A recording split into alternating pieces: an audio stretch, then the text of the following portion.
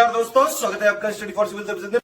यदि study for civil services के साथ में तो ये वाला टेलीग्राम जरूर ज्वाइन करके रखिए। यूट्यूब चैनल में हमारे साथ है तो भी ये वाला टेलीग्राम ज्वाइन करना बहुत ज्यादा जरूरी है। सारे नोटिफिकेशन, सारे अपडेट, सारे मोस्ट इंपोर्टेंट पिक्स, सारा रिवीजन सब कुछ यहाँ पे बताया जाता है। टेस्ट को ध्यान से अटेम्प्ट करिए और बताइए कितना स्कोर आपने किया है, कितने सही किए हैं टोटल क्वेश्चन में से। सभी लोग अपना अपना स्कोर जरूर कमेंट करिए। देखिए ये हमारा एससीएस डेली क्विज चैनल है, इसमें डेली क्विज होती है बिल्कुल फ्री में, इसको जरूर ज्वाइन कर लीजिएगा। ये हमारा इंस्टाग्राम का पेज है, इसको जरूर फॉलो कर लीजिएगा। स्टडी फॉर सिविल .सर्विसेज करके अगर आप इंस्टाग्राम में सर्च करेंगे तो आपको मिल जाएगा। वीडियो के डिस्क्रिप्शन में इसकी लिंक दी हुई। इसमें आप स्टोरी सेक्शन जरूर देखते रहा करिए, प्लस इसमें हाईलाइट्स आते रहते हैं और प्लस पोस्ट आती रहती है, इनको जरूर फॉलो करते रहिए।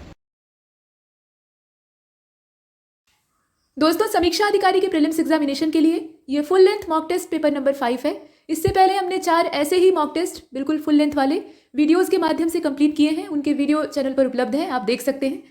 ये बाइलिंगुअल फॉर्मेट में होता है, इसलिए किसी भी अभ्यर्थी को कोई समस्या नहीं होगी। अगर आपको पेड कोर्सेज ज्वाइन करने हैं तो ये नंबर दिया है, आप इस पर संपर्क कर सकते हैं। जो फ्री वाला टेलीग्राम का चैनल है उससे जुड़े रहिए, वहाँ ढेर सारे बेनिफिट आपको मिलते रहेंगे।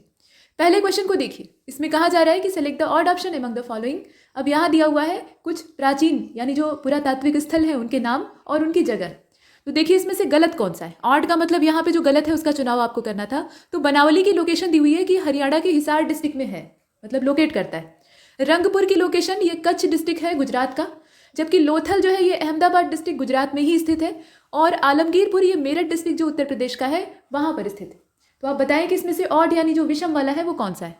तो ऑड इसका बी वाला है। ठीक, आप देखकर भी इसमें पता लगा सकते हैं ये कच्छ में कहाँ से चला जाएगा।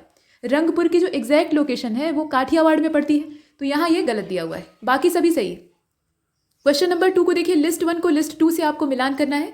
अब इसमें एक तरफ ऋग्वैदिक काल के जो गॉड्स हैं, मतलब देवता हैं, उनके नाम दिए हैं और वो किस चीज़ का काम करते थे। मतलब मनुष्य जो है वो देवताओं की पूजा करेगा तो कुछ ना कुछ उसके पीछे स्वार्थ होता है। अगर स्वार्थ न रहे तो इंसान भगवान को भी नहीं पूछेगा, ये पक्की बात है। ठीक, तो इस कंडीशन में क्या वो देते थे या किस चीज़ पर अपना नियंत्रण रखते थे, ये दिया हुआ है लिस्ट 2 में, आपको मिलान करना है। अब यहाँ देखिए, पूषण, सोम, उषा और आश्विन ये देवता हैं। ठीक, विपत्तियों को हरने वाले, पशुओं के देवता, प्रगति और उत्थान यानी प्रोग्रेस और जो अपलिफ्टमेंट होता है उससे संबंधित, या फिर गॉड ऑफ वेजिटेशन। आप बताइए कि कौन सा किससे मिलान होगा। तो इसका अगर आप ध्यान से देखें तो सी वाला जो है वो करेक्ट आंसर दिखाई देता है, क्योंकि पूषण जो है वो पशुओं के देवता थे। ठीक, सोम जो थे ये वनस्पति से संबंधित जितनी भी चीज़ें होती थी उनको देखते थे, यानी ये वेजिटेशन से संबंधित थे। उषा जो थे ये यहाँ आप देख रहे हैं, उषा का मतलब वैसे तो प्रातःकालीन जो लालिमा होती है उसको कहा जाता है, तो इनका संबंध प्रगति और उत्थान के देवता से था। और अश्विन या अश्विनी कुमार जो थे ये विपत्तियों को हरने वाले देवता कहे जाते हैं। वैसे अश्विनी कुमार ये जुड़वा भाई थे जो कि भगवान सूर्य के पुत्र थे और ये बहुत माने हुए वैद्य थे। ठीक, तो यहाँ हमने सी वाले के हिसाब से मिलाया। इसके बाद देखिए क्वेश्चन नंबर 3 को, यहाँ भी लिस्ट ही मिलानी। ठीक है, तो लिस्ट 1 में क्या दिया हुआ है, यहाँ पर कुछ शब्द दिए हैं और उनका तत्कालिक तौर पे अर्थ क्या हो सकता है ये आपको बताना है, और इन शब्दों का संबंध ऋग्वैदिक काल से ही है। ठीक है, तो लांगल दिया है, वाप्ति दिया है, धन्व दिया है और खिल्य दिया है।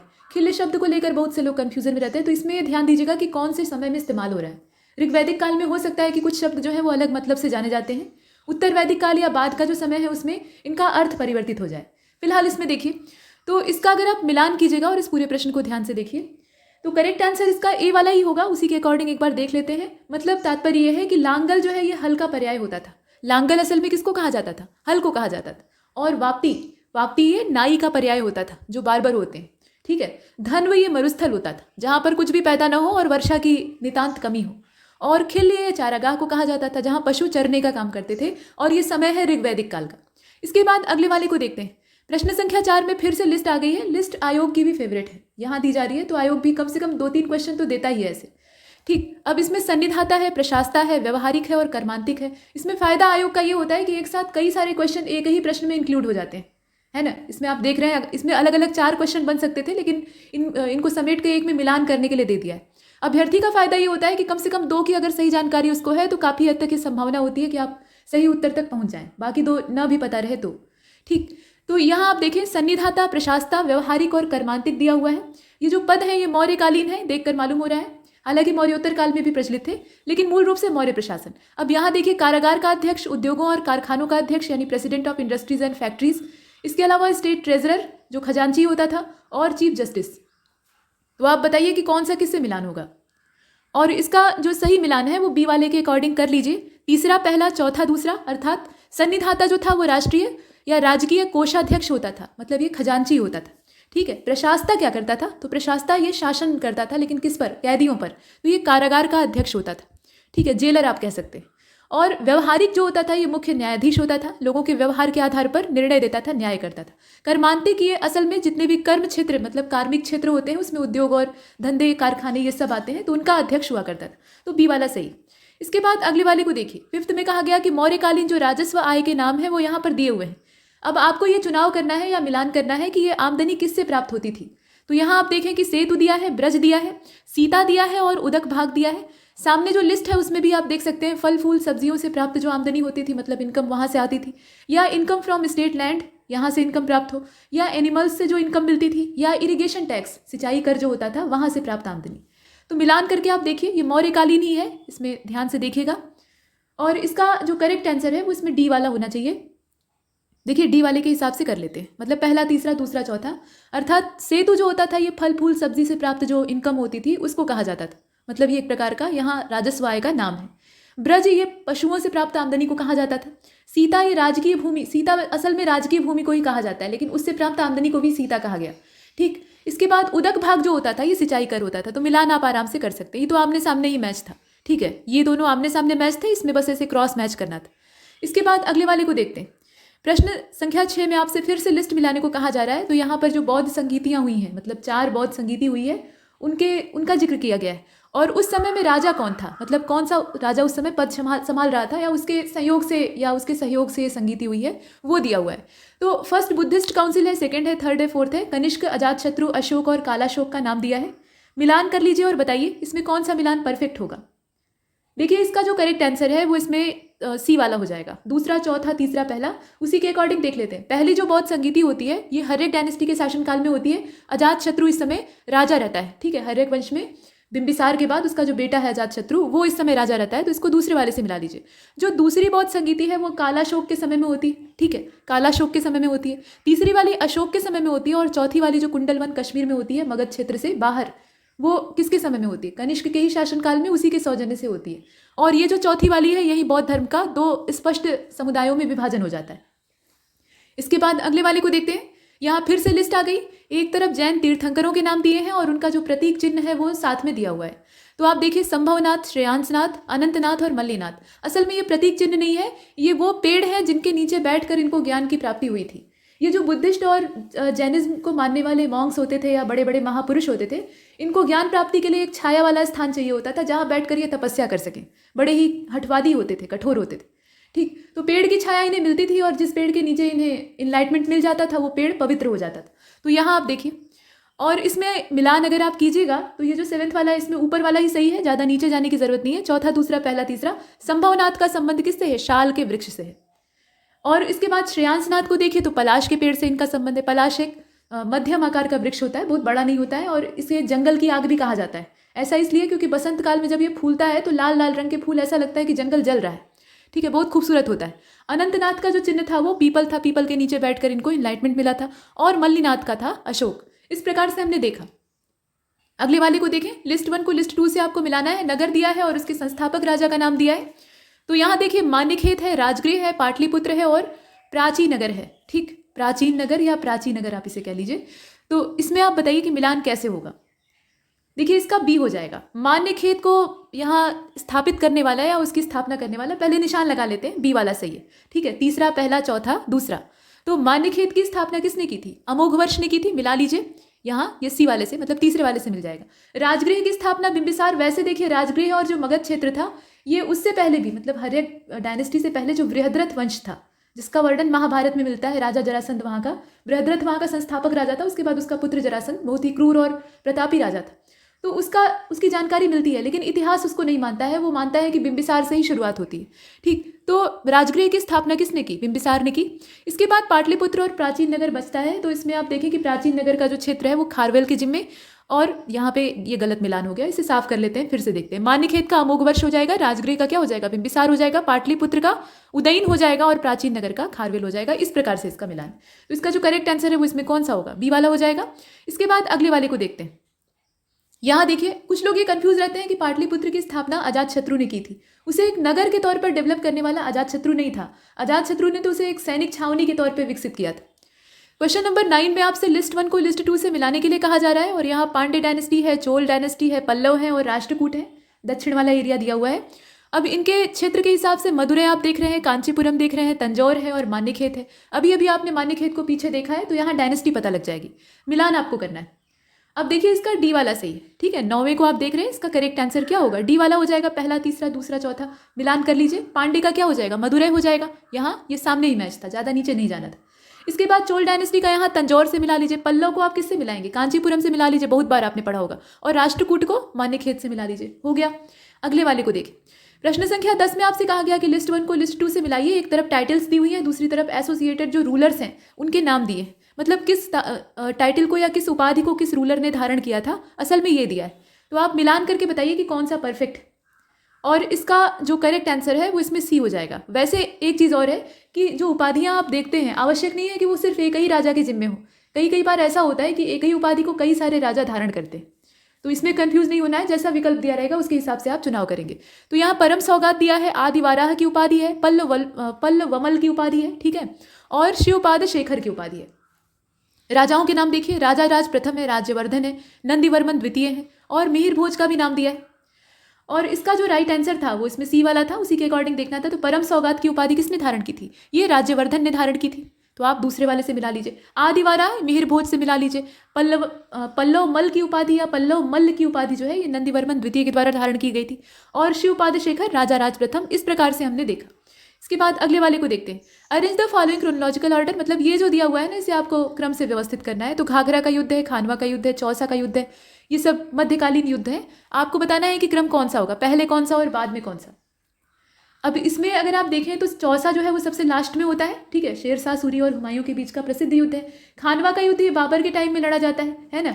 और घाघरा का युद्ध भी उसी के समय में लड़ा जाता है। तो यहाँ जो 1527 की डेट है वो खानवा के साथ सही बैठती है, ठीक। तो ये सबसे पहले हो जाएगा। उसके बाद घाघरा का युद्ध ये 1529 के आसपास हुआ था। और चौसा वाला आप जानते ही हैं, ये सबसे बाद में होता है 1539 में। तो इसका जो करेक्ट आंसर है वो इसमें से सी वाला हो जाएगा। ये क्रम ठीक था, बस इसमें जो तीसरा वाला है उसको माफ कीजिएगा, इसका जो करेक्ट आंसर है वो इसमें सी वाला होगा। तो इसमें जो क्रम है उसमें ये जो खानवा का युद्ध है इसको पहले करना था, घाघरा वाला युद्ध बाद में करना था और चौसा सबसे लास्ट में रहेगा। इसके बाद अगले वाले को देखते हैं, 12वें को। Arrange the following in chronological order. तो यहाँ फिर से वही बात है, हल्दी घाटी का युद्ध है, सेमल का युद्ध है और अरनी का युद्ध है, साथ में तालीकोटी का युद्ध है जिसमें कि विजयनगर साम्राज्य का पतन हो जाता है। तो आप देखिए कि इसमें क्रम कौन सा सही होगा। अब ये जो 12वां प्रश्न है इसमें ऊपर वाला ही सही है, बहुत ज़्यादा आपको नीचे जाकर परेशान होने की जरूरत नहीं है। कैसे सही होगा? देखिए, सेमल का युद्ध होता है 1544 में, 1544 में, ठीक है। तालीकोटी का युद्ध होता है 1565 में। हालांकि विजयनगर साम्राज्य का वैभव यहाँ नष्ट हो जाता है, लेकिन फिर भी वो 100 साल तक आगे जिंदा रहता है। वो जो वैभव और पुरुषार्थ पीछे था वो नहीं रहता है। इसके बाद देखिए, अरनी का युद्ध है और हल्दी घाटी का है। तो हल्दी घाटी का आप भी जानते हैं 1576 का है और अरनी का जो है ये 1751 का है। तो इसी क्रम में अरेंज करना था, ए वाला सही है। इसके बाद अगले वाले को देखते हैं, 13। Select the odd option among the following. और किस आधार पे करना है? तो जो विजेता है उसके आधार पे। तो यहाँ देखिए, पांडिचेरी की घेराबंदी है, तालीचेरी की घेराबंदी है, वेल्लोर की है और मंगलौर की है। ये जो सीज हुए हैं इन्हें आप देख लीजिए, इसमें से ऑड कौन सा है? तो इसका डी हो जाएगा, ठीक है। डी वाला इसलिए ऑड है, देखिए इसमें पांडिचेरी की जो घेराबंदी है उसमें ब्रिटिश ईस्ट इंडिया कंपनी ये इन्वॉल्व रहती है। तालीचेरी वाला जो है उसमें भी ब्रिटिश ही रहते हैं और वेल्लोर की जो होती है उसमें भी ब्रिटिश रहते हैं, मतलब ब्रिटिश ईस्ट इंडिया कंपनी का योगदान रहता है। लेकिन मंगलौर की घेराबंदी, इसका संबंध किससे है? मैसूर साम्राज्य से है। तो यही वाला इसमें से ऑड है। इसके बाद क्वेश्चन नंबर 14 को देखिए, select the odd option among the following. अब यहाँ पर किस आधार पे करना है? तो हारने वाले के आधार पे, मतलब जो लूजर है उसके बेसिस पे करना है। तो battle of Firoz Shah, battle of Ramnagar, battle of Mudki और बैटल ऑफ अलीवाल, ये जगहों के नाम पे या व्यक्तियों के नाम पे लड़ाई का नाम है। आप बताइए कि इसमें से हारने वाले के आधार पर विषम कौन सा है? और क्वेश्चन नंबर 14 का जो राइट आंसर है वो इसमें बी हो जाएगा, ठीक। बी वाला, यानी रामनगर की लड़ाई। कैसे? फिरोज शाह की लड़ाई जो है वो असल में सिख साम्राज्य के संदर्भ में है और हारने वाला इसमें कौन था? सिख साम्राज्य खुद था। और मुदकों की लड़ाई में भी सिख साम्राज्य ही पराजित होता है। हालांकि ये जुझारूपने के साथ लड़ते हैं लेकिन अंत में हार जाते हैं। अलीवाल की लड़ाई ये सिख साम्राज्य को ही हराने वाली लड़ाई होती है, लेकिन रामनगर में क्या होता है? सिख साम्राज्य जीतता है। तो इस मामले में ये ऑड है। इसके बाद अगले वाले को देखें, 15 में कहा गया कि अरेंज कीजिए। अब यहाँ पे क्रोनोलॉजी आपको देखनी होगी। तो यूनाइटेड इंडियन कमेटी है, वेदांत कॉलेज है और यंग बंगाल आंदोलन है। अब इसमें आप देखिए, तो देखिए यूनाइटेड इंडियन कमेटी असल में इसका नाम है।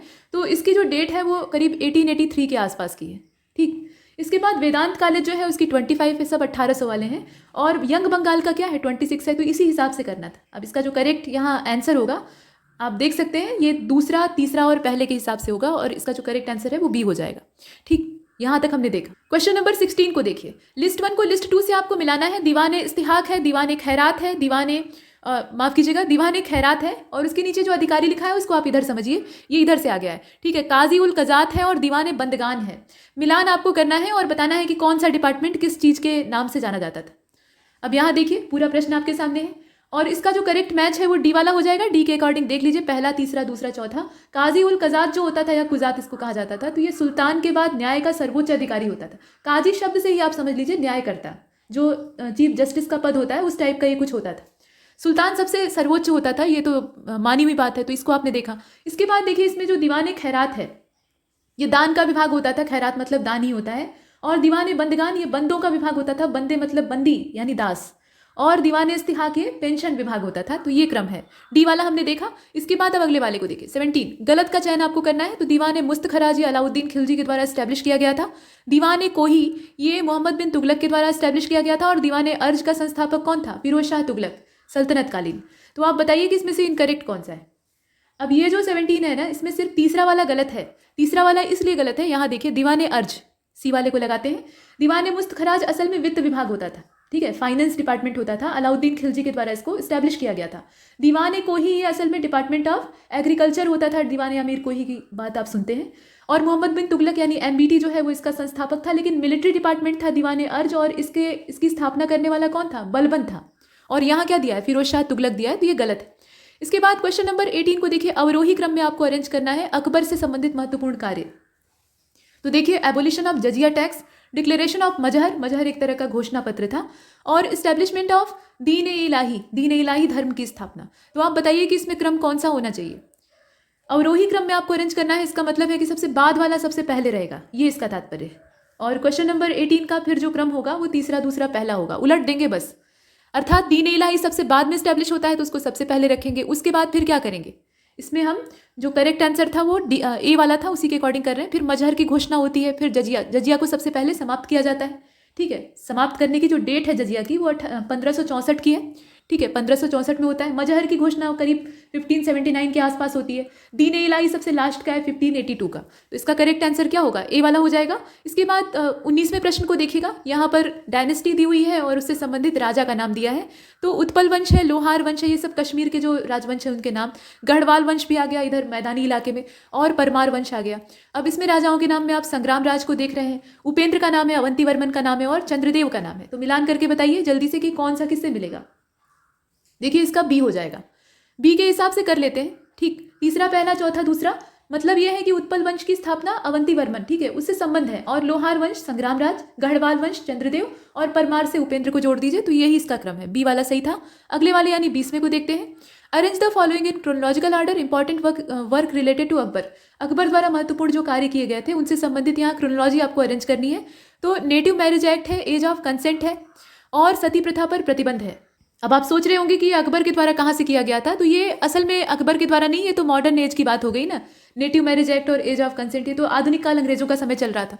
तो यहाँ ये अकबर वाला छोड़ दीजिए, आप सिर्फ इसको क्रम अरेंज करके देखिए कौन सा पहले और कौन सा बाद में। मतलब पहले नेटिव मैरिज एक्ट आया था या फिर एज ऑफ कंसेंट आया था या सती प्रथा को पहले अबॉलिश किया जाता है। फिलहाल जो 20वां प्रश्न है इसका राइट आंसर सी हो जाएगा। यहाँ आपको अरेंज करना था। तो तीसरा, पहला, दूसरा, सबसे पहले क्या होता है, जो सती प्रैक्टिस है उसको बैन किया जाता है। बैन कौन करता है आप जानते हैं, लॉर्ड विलियम बेंटिंग। उसके बाद तब नेटिव मैरिज एक्ट आता है और अंत में एज ऑफ कंसेंट आता है, जब बंगाल की एक 12 साल की लड़की, उसका पति उसके साथ रेप करता है और उसकी मृत्यु हो जाती है। ठीक, उसी के बाद ये आयु सम्मति अधिनियम आता है। तो ये इसकी कंडीशन है, सी वाला सही है। इसके बाद अगले वाले को देखिए 21।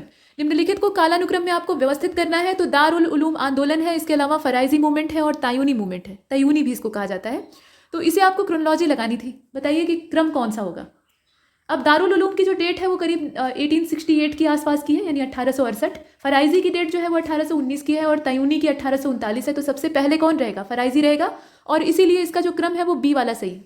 ठीक, बी वाले के हिसाब से कर लेंगे, सबसे पहले फराइजी, उसके बाद तयूनी और अंत में दारुल उलूम। तो इसका बी वाला हमने लगाया। इसके बाद अगले वाले को देखते हैं। Question number 22। गलत का चयन आपको करना है। ब्रह्म समाज की स्थापना राजा राममोहन राय के द्वारा की गई थी। बहिष्कृत हितकारिणी सभा डॉक्टर BR अम्बेडकर। इनके द्वारा किया गया था। राष्ट्रीय स्वयंसेवक संघ, इसकी स्थापना हेडगेवार ने की थी। तो आप बताइए कि इसमें से गलत कौन सा है। गलत इसका कुछ नहीं है, सभी सही है। ठीक है, जितने दिए हैं ना वो सभी सही है। ये राष्ट्रीय स्वयंसेवक संघ वाला भी याद रखिएगा, बाकी तो आप जानते हैं। तो इसमें से डी को हमने चुना। Next question number 23, select the correct option among the following. Satyashodhak Samaj है, इंडियन लीग है, आर्य समाज है और थियोसोफिकल सोसाइटी है। तो बताइए इसमें से करेक्ट ऑप्शन कौन सा है। अब करेक्ट ऑप्शन का मतलब यहाँ पर यह है कि इनकी डेट के हिसाब से आपको डेट वाइज ऑड इसमें से सेलेक्ट करना है। ठीक है, और डेट वाइज अगर ऑड आप देखेंगे तो सत्यशोधक समाज बाहर हो जाएगा, बाकी जितने हैं वो सब एक साथ एक कैटेगरी में आ जाएंगे। इंडियन लीग की जो डेट है वो 1875, आर्य समाज 1875, थियोसोफिकल सोसाइटी, अब यहाँ पर ये नहीं कहा जा रहा है कि वो कहाँ पर स्टैब्लिश हुआ, उसकी जो मूल स्थापना की डेट है वो 1875, तो यहाँ सत्यशोधक समाज ही उससे बाहर है, तो ए वाला हमारा आंसर है। ठीक, इसके बाद अगले वाले को देखते हैं। 24 में लिस्ट 1 को लिस्ट 2 से आपको मिलान करना है। देव समाज है, इंडियन नेशनल सोशल कॉन्फ्रेंस है, इसके अलावा अभिनव भारत संस्था है और सोशल सर्विस लीग है। ठीक, इसके संस्थापकों के नाम आप देख सकते हैं, श्री नारायण मल्हार जोशी हैं, शिव नारायण अग्निहोत्री हैं, विनायक दामोदर सावरकर हैं और महादेव गोविंद रानडे यानी MG रानडे। तो आप बताइए कि इसमें से कौन सा किससे मिलेगा, यहाँ देख लीजिए। और इसका जो करेक्ट मिलान है वो सी वाला हो जाएगा। सी के अकॉर्डिंग एक बार देख लेते हैं, देव समाज की स्थापना किसने की थी, ये शिव नारायण अग्निहोत्री। ठीक, इसके बाद इंडियन नेशनल सोशल कॉन्फ्रेंस की स्थापना महादेव गोविंद रानडे, अभिनव भारत संस्था की स्थापना आप जानते ही हैं विनायक दामोदर सावरकर, और सोशल सर्विस लीग की स्थापना नारायण मल्हार जोशी। ये इसका क्रम है और परफेक्ट है। इसके बाद अगले वाले को देखते हैं। लिस्ट 1 को लिस्ट 2 से आपको मिलाना है। एशियाटिक सोसाइटी है, आत्मीय सभा है, तत्वबोधिनी है और धर्म सभा है। बताइए कि कौन सा किससे मिलेगा। प्रश्न पूरा आप देख रहे हैं और इसका जो करेक्ट आंसर है वो बी वाला हो जाएगा। बी के अकॉर्डिंग इसको एक बार मिला लेते हैं। तीसरा पहला, चौथा दूसरा, अर्थात एशियाटिक सोसाइटी की स्थापना विलियम जोन्स के द्वारा की गई थी, तो आराम से आप इसको तीसरे से मिला लीजिए। आत्मीय सभा की स्थापना किसने की थी, राजा राम मोहन राय। इनके द्वारा स्थापित जितनी भी सभाएं हैं उनके नाम एक बार देख लीजिएगा। तत्वबोधिनी की स्थापना देवेंद्रनाथ ठाकुर और धर्म सभा की स्थापना राधाकांत देव, यही इसका सही क्रम।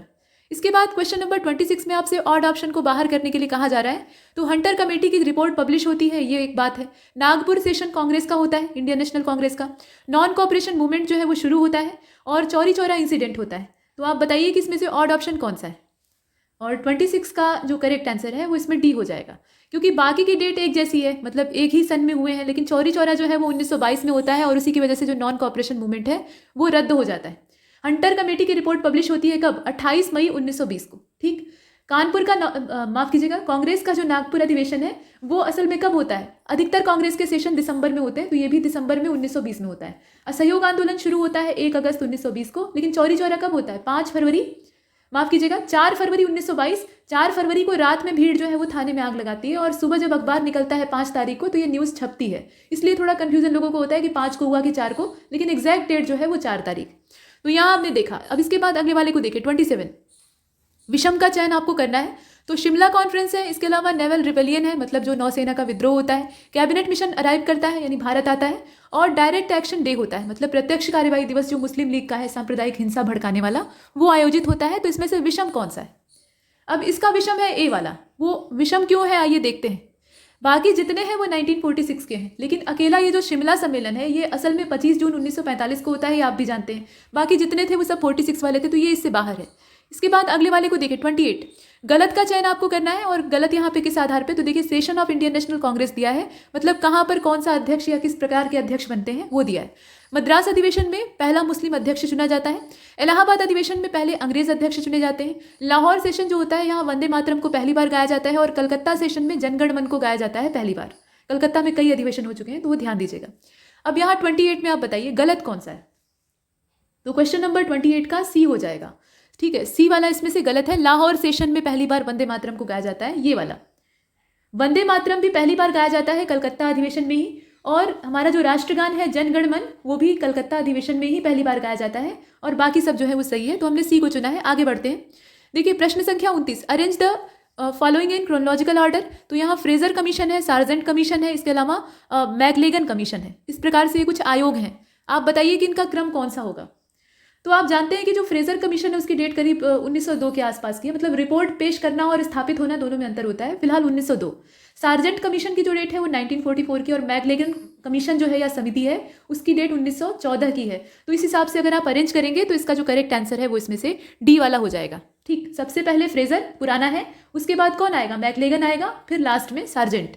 क्वेश्चन नंबर 30, लिस्ट 1 को लिस्ट 2 से आपको मिलान करना है। इंडियन मिरर समाचार पत्र है, रस्ट गुफ्तार है, सोम प्रकाश है और ट्रिब्यून है।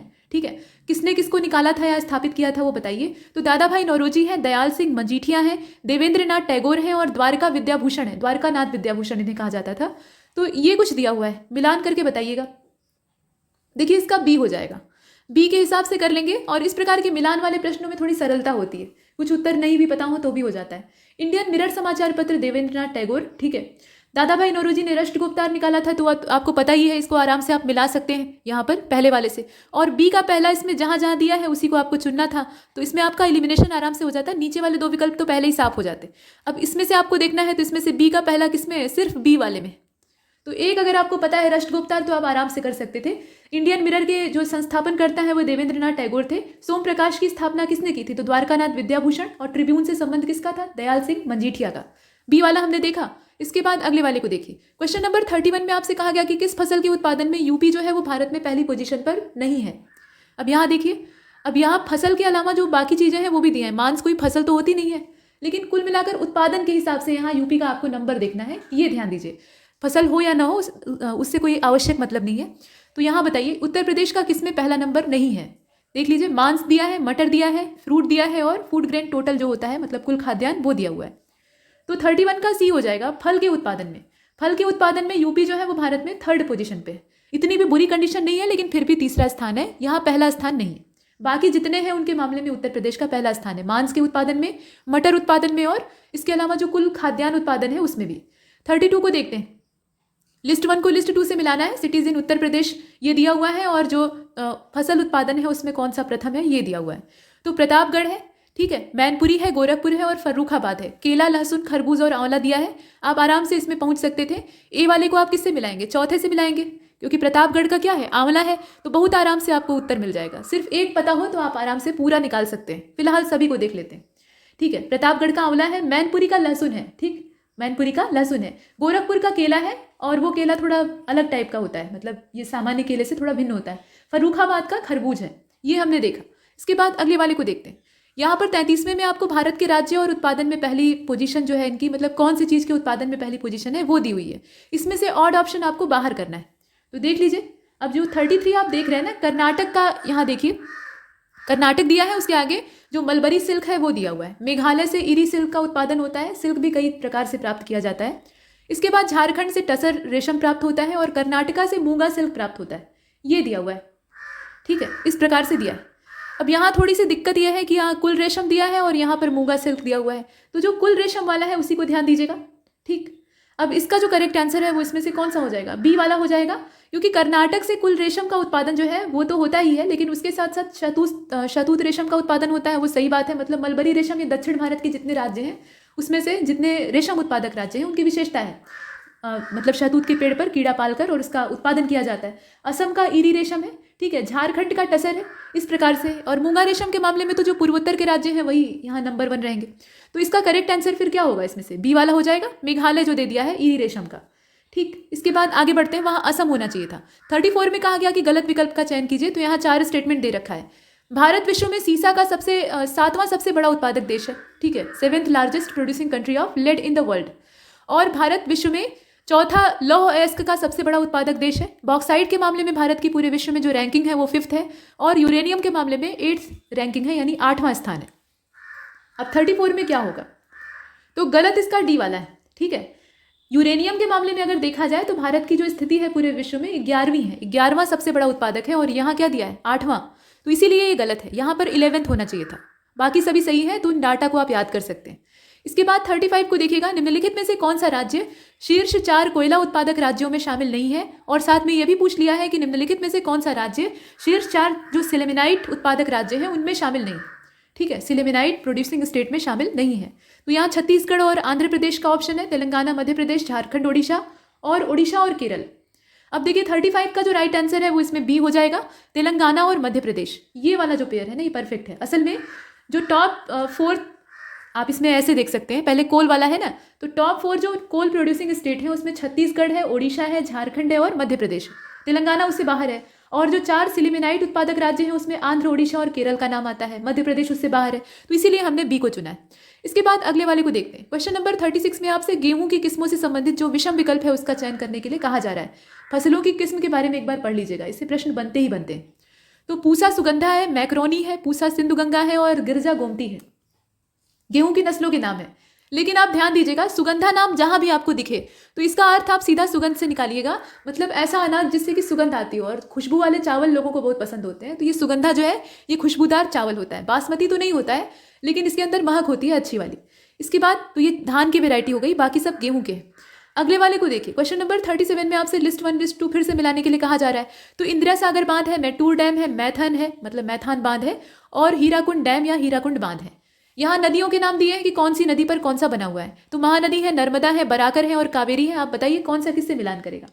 इंदिरा सागर किस पर बना है? ये नर्मदा पर बना हुआ है, तो आप इसको आराम से दूसरे से मिला लीजिए।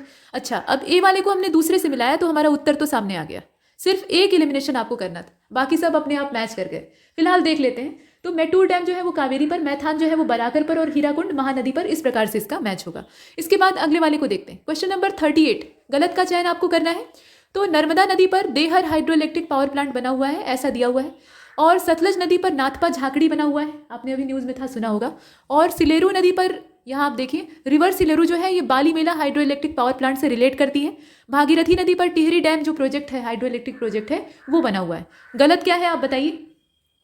गलत ऊपर वाला ही है। ये जो डेहर है ना ये नर्मदा पर कहाँ से आ जाएगा, ये तो हिमालय वाले क्षेत्र में है, व्यास पर बना हुआ है। ठीक, तो यही गलत है इसमें से, बाकी सब सही है। तो जो सही इन्फॉर्मेशन है वो भी आपको पता होनी चाहिए। इसके बाद 39 को देखते हैं। आरोही क्रम में आपको जो जलप्रपात दिए हैं उनकी ऊंचाई के आधार पर आपको अरेंज करना है। तो मीनमुट्टी जलप्रपात है, बरकाना है और जोग है। इसमें से कुछ जो नाम है हो सकता है आपने ना सुने हो, लेकिन जोग का नाम तो सुना होगा। अब इसमें आप बताइए कि हाइट बेसिस पे इनको अरेंज कैसे करेंगे। तो 39 का जो करेक्ट अरेंजमेंट है वो बी वाला होना चाहिए। बी वाले के हिसाब से कर लेते हैं। बी का मतलब क्या है, तीसरा, दूसरा, पहला। मीनमुट्टी जलप्रपात जो है वो करीब 300 मीटर यानी फिट में अगर आप देखना चाहें तो 984 फिट के आसपास उसकी ऊंचाई। बरकाना की जो ऊंचाई है वो 850 फिट है और जोग की जो ऊंचाई है वो 830 फिट है। ये इसका क्रम है, इसे हमने देखा। क्वेश्चन नंबर 40 को देखते हैं। इसमें लिस्ट 1 को लिस्ट 2 से आपको फिर से मिलान करना है। चंबल नदी है, महानदी है, नर्मदा है और ताप्ती है। यहाँ मिलान करके आपको बताना है कि किस नदी का संबंध किससे है। तो यहाँ देख लीजिए, बनास दिया है, हिरन दिया है, सेवनाथ दिया है और पूर्णा दिया है। ठीक है, तो चंबल का संबंध किससे होगा, बनास से हो जाएगा। आराम से आप मिला सकते हैं, या आमने सामने मैच हो जाएगा। और सिर्फ इतना करते ही आपको उत्तर मिल जाएगा। इसका जो करेक्ट आंसर होगा उसमें से डी वाला हो जाएगा, क्योंकि ए के पहले के तौर पर सिर्फ एक विकल्प यहाँ मौजूद है। फिलहाल बाकी को भी देख लेते हैं। तो महानदी का क्या हो जाएगा, सेवनाथ हो जाएगा, यहाँ आप मिला लीजिए। नर्मदा का किससे मिलाएंगे, तो नर्मदा का मिला लीजिए हिरन से, और ताप्ती का मिला लीजिए पूर्णा से। इस प्रकार से हमने मिलाया इसे। इसके बाद आगे चलते हैं। यहाँ पर देखिए कुछ स्टेटमेंट दिया है, सही की तलाश आपको करनी है। और इसमें कहा जा रहा है कि भारत के 5 राज्य जो है वो भूटान की सीमाओं को स्पर्श करते हैं। ठीक है, भूटान की जो सीमा है उसको टच करते हैं। भारत के 5 राज्य चीन की सीमा को स्पर्श करते हैं और 4 राज्य जो है वो नेपाल के बॉर्डर को टच करते हैं, ऐसा दिया हुआ है। तो इसमें से करेक्ट कौन सा है, देखिए इसमें विकल्प भी दिया हुआ है और इसका सिर्फ दूसरा वाला ही सही है, केवल दूसरा वाला सही है। मतलब दूसरे का तात्पर्य यहाँ स्टेटमेंट से है और दूसरा स्टेटमेंट हमें अकेले कहाँ पे मिलेगा, ए वाले ऑप्शन में मिलेगा, ओनली सेकंड। बाकी जितने हैं उनमें दिक्कत है, जैसे कि भूटान जो है इससे बाउंड्री शेयर करने वाले राज्य भारत के कौन कौन से हैं, पश्चिम बंगाल है, सिक्किम है, अरुणाचल है और असम है। कुल मिलाकर कितने हुए, 4 हुए। और चीन के साथ बाउंड्री शेयर करने वालों में लद्दाख रहेगा, हिमाचल है, उत्तराखंड है, सिक्किम है, अरुणाचल है, इस प्रकार से। ठीक, इसके बाद नेपाल का क्या हो जाएगा, बिहार, उत्तराखंड, उत्तर प्रदेश, सिक्किम और पश्चिम बंगाल हो जाएगा। तो कुल मिलाकर इसका जो दूसरा वाला था वही सही था। इसके बाद अगले वाले को देखते हैं। निम्नलिखित में से कौन सी समांतर रेखा एक ही देश से संबंधित है। तो 22वीं जो पैरेलल लाइन है वो वाली, या 31वीं या 17वीं या फिर 49वीं, कौन सा होगा इसमें से आप बताइए। अब इसका जो करेक्ट आंसर है वो इसमें से सी वाला हो जाएगा। 17वीं जो पैरेलल लाइन है वो असल में दक्षिणी वियतनाम और उत्तरी वियतनाम से संबंधित है, लेकिन बाकी जो है वो 2 अलग अलग देशों के बीच में स्थित, जैसे मिस्र और सूडान के बीच में 22वीं समांतर रेखा, और इराक और ईरान के बीच में जो 31वीं समांतर रेखा है उसे हम देखते हैं। यूएसए और कनाडा के बीच में 49वीं ही है, वो आप जानते हैं। ठीक, तो सी वाला हो जाएगा। इसके बाद 43 को देखते हैं। कहा गया कि पर्वत शिखरों को आरोही क्रम में आपको ऊंचाई के आधार पर व्यवस्थित करना है, यानी सबसे छोटा वाला सबसे पहले रहेगा, ठीक, और सबसे बड़ा वाला सबसे बाद में रहेगा। तो सॉल्टेरो कांगड़ी पर्वत शिखर है, यानी माउंटेन पीक है। इसके अलावा हरदेओल माउंटेन पीक है और ससेर कांगड़ी ये एक माउंटेन पीक है, इसका भी नाम दिया है। तो आप आरोही क्रम में जरा अरेंज करके बताइए। देखिए इसका जो क्रम है ना वो इसमें ए वाला हो जाएगा, दूसरा, तीसरा, पहला, ये क्रम सही है। साल्टेरो का जो इसमें शिखर मतलब पर्वत शिखर है उसकी ऊंचाई अगर आप देखना चाहें तो 7,742 के आसपास आती है मीटर में। और हरदेओल का जो पूरा हाइट है वो 7,151 के आसपास बैठता है। और ससेर कांगड़ी को अगर देखें तो 7,672। तो यही क्रम इसका सही है, दूसरा तीसरा पहला। इसके बाद 44वें प्रश्न को देखिए, इनकरेक्ट ऑप्शन आपको सेलेक्ट करना है। तो भारत और भूटान के बीच में सीमा रेखा की लंबाई जो है वो 699 किलोमीटर है, ठीक है टोटल।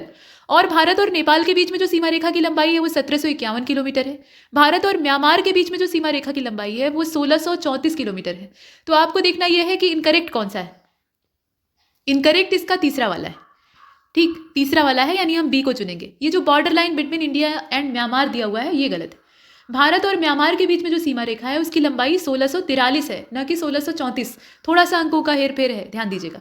बाकी सभी सही है, जैसे भूटान के बीच में 699 और 1751 भारत और नेपाल के बीच में।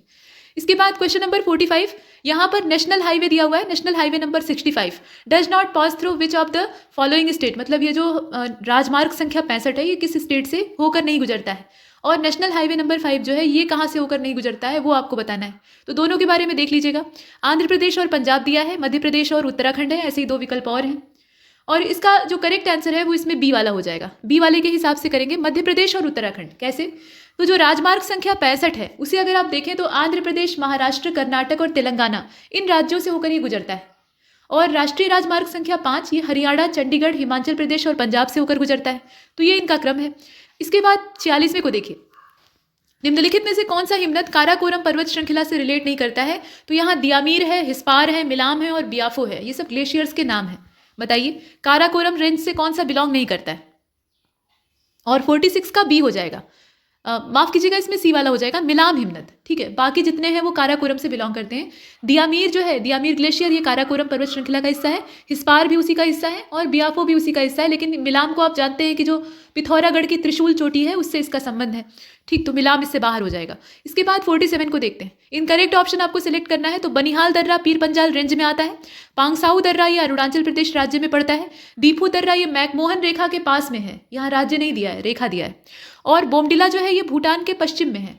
तो राज्य आपको पता रहेगा तभी आप पता लगा पाएंगे कि वो भूटान के पश्चिम में है कि दक्षिण में। अब इसमें से आप बताइए कि गलत है या सही, कौन सा इसमें से सही है और कौन सा गलत है। तो देखिए इसका जो डी वाला है ना, मतलब 47 में आपको गलत ही चुनना था। तो डी वाला बोमडिला जो दिया हुआ है वही एकमात्र गलत है। बोमडिला दर्रा अगर आप देखें तो भूटान से पूर्व में पड़ेगा, पश्चिम, और इसकी जो लोकेशन दी है पश्चिम वो संभव नहीं है, ठीक। तो ये भूटान से पूर्व में पड़ेगा, बाकी सभी सही है। बनिहाल जो है ये पीर पंजाल रेंज में ही पड़ता है। और ध्यान दीजिएगा दीफू दर्रा जो है ये मैकमोहन रेखा पर स्थित है, ठीक। इसके बाद आगे बढ़ते हैं।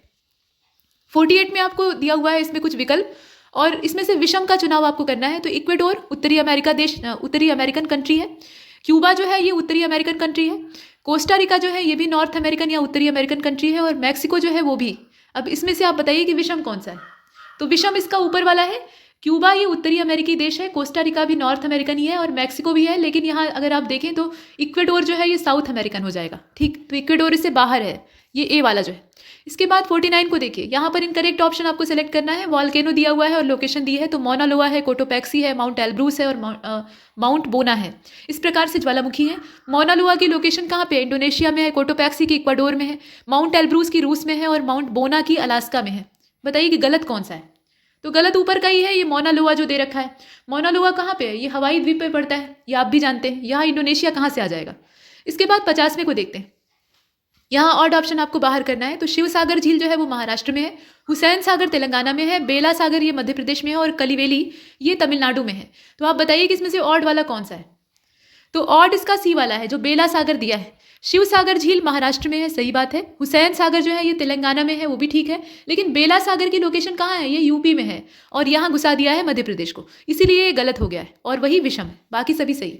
इसके बाद 51 को देखिए। लिस्ट 1 को लिस्ट 2 से आपको मिलाना है। यहाँ पर जो डेज हैं, मतलब इंपॉर्टेंट दिवस हैं, वो दिए हुए हैं और उनकी तारीख दी है।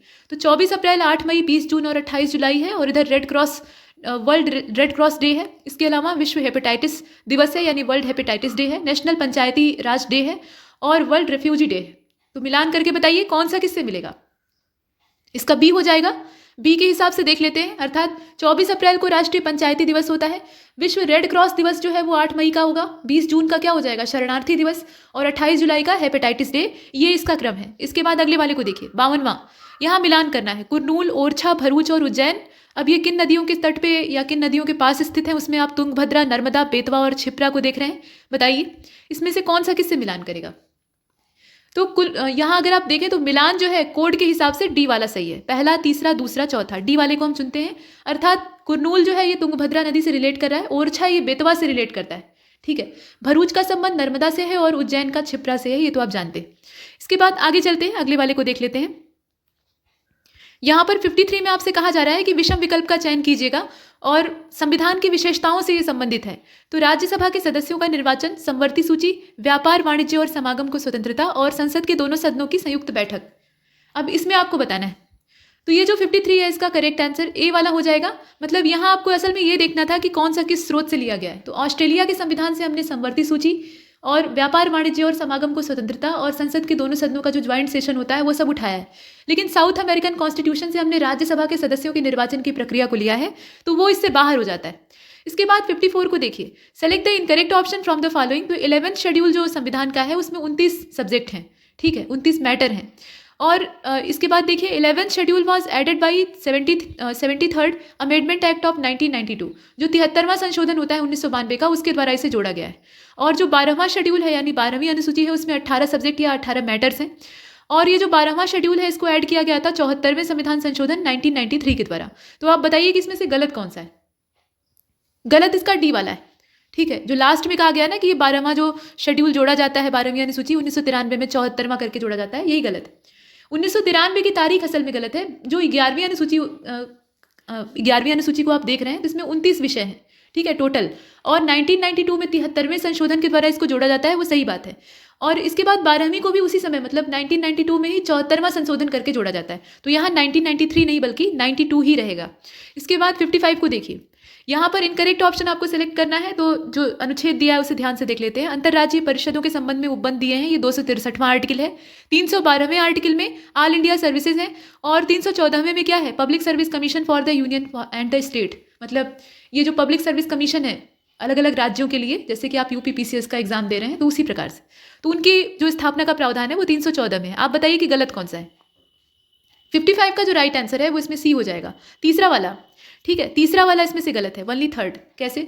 263वां जो है उसमें अंतर्राज्यीय परिषद के संबंध में उपबंध आपको दिखाई देते हैं। 312वें में अखिल भारतीय सेवाओं के बारे में। और जो 315वां अनुच्छेद है, यहाँ कितना दिया है 314, 315वां जो अनुच्छेद है उसमें हमें दिखाई देता है संघ और राज्यों के लिए लोक सेवा आयोगों का उपबंध।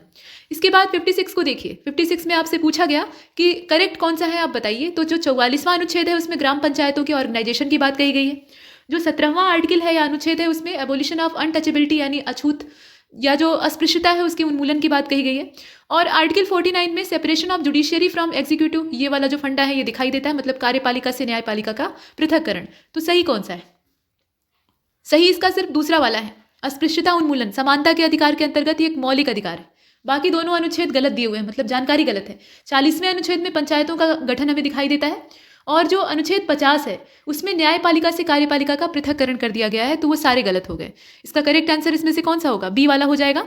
इसके बाद क्वेश्चन नंबर 57 को देखिए। इसमें लिस्ट 1 को लिस्ट 2 से आपको मिलान करना है। पार्ट ऑफ कॉन्स्टिट्यूशन दिया है और उससे रिलेटेड जो सब्जेक्ट हैं वो दे रखे हैं। तो संविधान का जो 20वां भाग है वो है, 18वां है, 15वां है और चौथा है। संविधान में संशोधन की प्रक्रिया, इलेक्शन, इमरजेंसी का प्रोविजन और directive principle of state policy यानी नीति निर्देशक सिद्धांत। आप बताइए कि कौन से भाग से कौन सा उपबंध जो है वो सम्मिलित है। अब यहाँ अगर आप मिलान कीजिएगा तो इसका जो करेक्ट आंसर है वो इसमें आप देख लीजिए 57 डी वाला हो जाएगा। डी के अकॉर्डिंग इसको एक बार मिला लेते हैं। देखिए 20वां भाग जो है संविधान का उसमें संशोधन की प्रक्रिया का वर्णन प्राप्त होता है, तो ये आमने सामने मैच हो गया। और जैसे ही आपने एक मिलाया बाकी सभी एलिमिनेट हो जाते हैं। बाकी जितने भी हैं उनका उत्तर अपने आप आपको पता लग जाता है। तो जो 18वां भाग है उसमें इमरजेंसी का प्रोविजन है, 15वें भाग में निर्वाचन है और जो चौथा भाग है उसमें नीति निर्देशक सिद्धांत हमें दिखाई देते हैं और जो 4 क है उसमें मौलिक कर्तव्यों का ब्यौरा है। ये भी आपको मालूम होना चाहिए। इसके बाद अगले वाले को देखते हैं। प्रश्न संख्या 58 में आपसे गलत का चुनाव करने के लिए कहा जा रहा है। तो जो आर्टिकल नंबर 19 है उसमें एबोलिशन ऑफ टाइटल यानी उपाधियों का उन्मूलन ऐसा प्रावधान दिखाई देता है। जो 14वां आर्टिकल है उसमें कानून के समक्ष सभी बराबर हैं ऐसा कहा गया है। और 26वें में धर्म के मामलों में प्रबंधन की आज़ादी दी गई है। ये सब मौलिक अधिकार से संबंधित मामले हैं। तो आप बताइए कि इसमें से गलत कौन सा है। देखिए 19वां तो गलत है, ठीक है, 19वें में कोई संदेह नहीं है कि वो गलत है। इसके बाद आप बताइए इसमें से कौन सा होगा। तो अब बचता ही क्या है। अब इसमें अगर आप देखें यहाँ 58वें को आप देख रहे हैं प्रश्न के तौर पे, केवल पहला ही गलत है, बाकी सभी सही है। उपाधियों का उन्मूलन हमें कहाँ दिखाई देता है? 18वें में दिखाई देता है, वहां तक समानता का अधिकार चलता है। और आर्टिकल नंबर 19 से जो स्वतंत्रता का अधिकार है वो शुरू हो जाता है। तो बोलने की, अभिव्यक्ति की आज़ादी हमें आर्टिकल नंबर 19 में दिखाई देती है, बाकी सभी बराबर है। इसके बाद अगले वाले को देखते हैं 59, arrange the following in chronological order. तो एकीकृत ग्राम विकास कार्यक्रम है, इसके अलावा आप देख रहे हैं सामुदायिक विकास कार्यक्रम है और जवाहर रोजगार योजना है। इस प्रकार से ये 3 दिए हुए हैं, आपको इन्हें कालानुक्रम में अरेंज करना है। अब इसमें अगर आप अरेंज करेंगे ना तो इसका जो सी वाला है वो सही है, दूसरा, पहला और तीसरा। सामुदायिक विकास कार्यक्रम की डेट है 1952, एकीकृत ग्रामीण विकास कार्यक्रम की डेट है 1978 और जवाहर रोजगार योजना ये 1989 की है। तो इसमें जो क्रम होगा फिर कौन सा होगा? सी वाला हो जाएगा। इसके बाद 60वें को देखते हैं, select the correct option among the following. अब यहाँ पर कहा गया कि बनेरघट्टा राष्ट्रीय उद्यान जो है वो असल में कर्नाटक में है और दाचीगाम नेशनल पार्क ये हिमाचल प्रदेश में पड़ता है। नवेगांव नगजीरा ये महाराष्ट्र में पड़ता है नेशनल पार्क, और नामदफा जो है वो अरुणाचल में पड़ता है। ठीक, अभी हाल फिलहाल में 2 नए नेशनल पार्क जो हैं वो असम में ऐड हुए हैं, तो टोटल नेशनल पार्क्स की संख्या जो है वो बढ़ गई। अब इसमें से आपको बताना है कि कौन सा गलत है। तो जो 60वां आप देख रहे हैं इसका बी वाला हो जाएगा। दाचीगाम की लोकेशन कहाँ है? जम्मू कश्मीर में है और कश्मीरी स्टैग जो लाल हिरन हंगुल पाया जाता है वो यहीं स्थित होता है, तो ये हिमाचल में तो होगा नहीं, बाकी सभी सही। इसके बाद अगले वाले को देखते हैं। क्वेश्चन नंबर 61 में आपसे कहा गया कि प्रारूप समिति का गठन कब किया गया था, मतलब जो ड्राफ्टिंग कमेटी है उसको एस्टेब्लिश कब किया जाता है, और how many member were there in drafting committee, कितने सदस्य उस समय थे। Who among the following was not to member of drafting committee, मतलब इसमें से कौन सा ऐसा व्यक्ति है जो कि ड्राफ्टिंग कमेटी का मेंबर नहीं था। ये 3 चीजें आपसे एक साथ पूछी गई। अब बताइए कि इसमें से कौन सा ऑप्शन हम पकड़े। तो 61 का इसमें से देख लेते हैं, ए वाला ही सही है, ए वाला ठीक लग रहा है। देखिए 1947 का ये समय रहता है, मतलब 29 अगस्त 1947 की एग्जैक्ट डेट रहती है और इसमें कुल मिलाकर 7 सदस्य रहते हैं, 7 मेंबर्स रहते हैं, जिसमें कि डॉक्टर BR अम्बेडकर अध्यक्ष थे। इसके अलावा गोपाला स्वामी अयंगर का नाम आता है, अल्लादी कृष्ण स्वामी अय्यर भी रहते हैं और डॉक्टर KM मुंशी का भी नाम आता है, साथ में मोहम्मद सादुल्ला और माधवराव TT कृष्णमाचारी, इस प्रकार के लोग रहते हैं। ठीक है, इतने लोग रहते हैं। और इसमें आप देख सकते हैं M आसफ अली का नाम कहीं भी नहीं आता है। ठीक, तो वो इससे बाहर रहते हैं और इसीलिए हमने ए वाले को चुना है। इसके बाद 62वें को देखिए, इसमें कहा गया कि which of the following act had also provided for the establishment of new legislative council for Bengal, north western provinces and Punjab. यहाँ आप देख रहे हैं कि बंगाल, नॉर्थ वेस्टर्न प्रोविंसेस और पंजाब के बारे में जो यहाँ लेजिस्लेटिव काउंसिल का एस्टेब्लिशमेंट की बात की गई है, तो ये किस अधिनियम के द्वारा कहा गया, मतलब भारत सरकार अधिनियम 1958, माफ कीजिएगा 1858 है, या भारतीय परिषद अधिनियम 1892 है, भारतीय परिषद अधिनियम 1861 है, या फिर 1909 का जो भारतीय परिषद अधिनियम आया था वो वाला है। और 62वें का करेक्ट आंसर सी हो जाएगा। ये इंडियन काउंसिल एक्ट 1861 था, जिसमें कि इस तरह के प्रोविजन दिखाई देते हैं, मतलब इसमें बंगाल, उत्तर पश्चिमी जो प्रांत थे, इसके अलावा पंजाब, यहाँ पे नई विधान परिषदों की स्थापना का प्रावधान हुआ था। और स्थापना होती कब है तो वो भी आपको मालूम होना चाहिए। बंगाल में होती है 1862 में, और उत्तर पश्चिमी जो फ्रंटियर प्रोविंस रहते हैं वहाँ 1886 में होता है, 1897 में पंजाब के क्षेत्र में होती है। ये कंडीशन इसकी होती है, तो सी वाला सही। इसके बाद 63वें को देखते हैं। इनकरेक्ट ऑप्शन आपको सिलेक्ट करना है और इसमें आपको ये बताना है कि जो गवर्नमेंट ऑफ इंडिया एक्ट 1935 वाला था उसके थ्रू यहाँ पे जितने भी स्टेटमेंट आपको दिखाई दे रहे हैं गलत कौन सा है। तो इसमें 321 धाराएं थी और 10 अनुसूचियां थी। ये बड़े साइज का तो था, इसमें कोई संदेह नहीं। और इसने प्रांतों में द्वैध शासन को समाप्त कर दिया। साथ में ये कहा गया कि केंद्र में द्वैध शासन को अपनाने का प्रावधान किया गया। और डी वाले में कहा गया कि इसने 1861 का जो भारत सरकार अधिनियम द्वारा स्थापित भारतीय परिषद थी उसको खत्म कर दिया, उसका विघटन कर दिया। तो आप बताइए कि ये जो 63वां है इसमें गलत कौन सा है। गलत इसका डी वाला है। ठीक है, भारत सरकार अधिनियम 1935 के बारे में जो डी वाला इसमें कहा गया है ना वो गलत है। 321 धाराएं थी बेशक, 10 अनुसूचियां थी, प्रांतों में द्वैध शासन को समाप्त करके केंद्र में लागू कर दिया गया। और 1858 का जो भारत सरकार अधिनियम था, भारत शासन अधिनियम आप कह सकते हैं, उसके द्वारा जो भारतीय परिषद की स्थापना की गई थी उसको समाप्त किया गया, ना कि 1861। ठीक, तो ये वाला गलत था। इसके बाद 64वें को देखिए, कौन सा अधिकार स्वतंत्रता के अधिकार के अंतर्गत नहीं आता है, मतलब मौलिक अधिकार में जो स्वतंत्रता वाला पोर्शन है उसमें ये शामिल नहीं है। तो भाषण और अभिव्यक्ति की आज़ादी बेशक आती है। टेलीफोन पर बातचीत की टैपिंग के खिलाफ अधिकार, मतलब आपकी बातचीत को रिकॉर्ड किया जाए, टेप किया जाए, तो ये सब इसके विरुद्ध अधिकार। शांतिपूर्ण और बिना हथियारों के इकट्ठे होने की आज़ादी और संगम संघ या सहकारी समितियां बनाने का अधिकार। तो आप बताइए कि इसमें से कौन सा स्वतंत्रता के अधिकार यानी राइट टू फ्रीडम के अंतर्गत नहीं आता है। तो आप जानते हैं कि इसका बी वाला हो जाएगा। मतलब यहाँ अगर आप देखें इसका जो बी वाला ऑप्शन है, टेलीफोन पर बातचीत की टैपिंग के खिलाफ जो अधिकार है वो वाला। स्वतंत्रता के अधिकार में भाषण और अभिव्यक्ति का अधिकार आता है, अपने विचार आप व्यक्त कर सकते हैं, शांतिपूर्ण बिना हथियार के इकट्ठा होकर सभा कर सकते हैं, संगम और संघ बना सकते हैं, सहकारी समिति बनाने का अधिकार रख सकते हैं। लेकिन वाक और अभिव्यक्ति की आज़ादी इसमें आता है कि आप टेलीफोन पर बातचीत आपकी हो रही है, उसको टेप करने के खिलाफ आप विरोध जता सकते हैं। ठीक, तो बी वाला इससे बाहर है। इसके बाद अगले वाले को देखिए 65वें को। यहाँ गलत विकल्प का आपको चयन करना है। एक तरफ केस का नाम दिया है और दूसरी तरफ सुप्रीम कोर्ट के द्वारा जो डिक्लेरेशन किया गया था वो दिया हुआ है। गलत की तलाश आपको करनी है। तो नमित शर्मा मामला जो था, इसमें व्यक्ति की स्वतंत्रता और गरिमा का प्रावधान सुप्रीम कोर्ट के द्वारा परिभाषित किया गया था। राम जेठमलानी मामला जो था, इसमें अनुच्छेद 36 के अंतर्गत जो सुप्रीम कोर्ट की शक्तियां थी उसका ब्यौरा अदालत ने दिया था। और एम नागराज मामला जो था, इसमें समानता के सिद्धांत पर बहस हुई थी। जबकि ऑल इंडिया जजेस एसोसिएशन का जो मामला था उसमें स्वतंत्र न्यायिक प्रणाली के बारे में चर्चा होती है। तो आप बताइए कि इसमें से इनकरेक्ट ऑप्शन कौन सा है। अब इसमें अगर आप देखें तो जो बी वाला है, बी वाले का मतलब राम जेठमलानी वाला जो दिया हुआ है ना, वही गलत है। इसमें आप देख सकते हैं। ठीक, राम जेठमलानी मामला जो था, इसमें आर्टिकल 32 के अंतर्गत सुप्रीम कोर्ट की शक्तियों का पूरा ब्यौरा दिया गया था। अब यहाँ क्या दिया है, 36 दिया है, जबकि यहाँ पर होना चाहिए 32। इसके बाद अगले वाले को देखते हैं, 66वां, arrange the following in chronological order. तो यहाँ दिया है कि जो पुरस्कार प्रतियोगिता अधिनियम है उसकी डेट आपको पता होनी चाहिए। वन्य जीव संरक्षण अधिनियम है और जल प्रदूषण नियंत्रण और निवारण अधिनियम है, मतलब water prevention and control of pollution act. आप बताइए कि इसका क्रोनोलॉजी क्या होगा, पहले कौन सा आया था और बाद में कौन सा आया था। तो 66वें का जो क्रम है ना वो सही है, पहले से ये व्यवस्थित है, कुछ करना नहीं था इसमें, इसको ऐसे ही रहने देना है। पुरस्कार प्रतियोगिता अधिनियम ये 1955 का है, 1955 का है। वन्य जीव संरक्षण अधिनियम आप जानते ही, जगजाहिर बात है कि 1972 का है। जल प्रदूषण निवारण वाला जो है वो कब का है, 1974 का है। तो क्रम एकदम ठीक था। इसके बाद 67वें को देखते हैं। इसमें कहा गया कि निम्नलिखित में से कौन सा राज्य मध्य क्षेत्रीय परिषद के अंतर्गत नहीं आता है, और साथ में ये भी कहा गया कि जो सेंट्रल जोनल काउंसिल है उसका हेडक्वार्टर कहाँ पे है ये भी बता दीजिए। तो यहाँ यूपी है और इलाहाबाद प्रयागराज ये वाला है, उत्तराखंड और देहरादून है, झारखंड और इलाहाबाद है, इसके अलावा छत्तीसगढ़ और देहरादून का ऑप्शन भी है। अब इसमें आप देखकर बताएं। तो 67वें का जो करेक्ट आंसर है वो इसमें सी वाला हो जाएगा। मध्य क्षेत्रीय परिषद का गठन अगर देखा जाए तो उसमें राज्य कौन कौन से शामिल हैं, उत्तर प्रदेश रहेगा, मध्य प्रदेश ऑब्वियस सी बात है कि रहेगा, उसके अलावा उत्तराखंड और छत्तीसगढ़, और इसका मुख्यालय कहाँ पर है, इलाहाबाद में है। तो इसमें से सबसे अच्छा विकल्प हमारा सी वाला है, झारखंड इससे बाहर है। इसके बाद अगले वाले को देखते हैं, 68वां, arrange the following in chronological order. तो भ्रष्टाचार निवारण अधिनियम यानी प्रिवेंशन ऑफ करप्शन एक्ट है, सेंट्रल ब्यूरो ऑफ इन्वेस्टिगेशन की स्थापना है और सेंट्रल विजिलेंस कमीशन की स्थापना है। इनके क्रम मतलब स्थापना क्रम या जो आने का क्रम है उसके आधार पर आपको अरेंज करना है। तो 68वां जो आप देख रहे हैं इसका करेक्ट आंसर या करेक्ट जो अरेंजमेंट है वो बी वाला है। बी वाले के हिसाब से इसको देख लीजिए। भ्रष्टाचार निवारण अधिनियम की जो तारीख है वो 1988 की है। ठीक है, केंद्रीय अन्वेषण ब्यूरो यानी जो सीबीआई है उसकी जो डेट है वो 1963 की है, और केंद्रीय सतर्कता आयोग यानी जो विजिलेंस कमीशन है उसकी 64 है। तो इसी आधार पे हमें करना था। इसके बाद अगले वाले को देखते हैं। 69 में आपसे लिस्ट मिलान के लिए कहा गया है। तो खुसरो कमेटी है, नरसिंघम कमेटी है, भगवती समिति है और एसी शाह कमेटी है, इस प्रकार से दिया है। अब इनका काम क्या था, मतलब किस आधार पर या किस चीज़ के लिए इनका गठन हुआ था।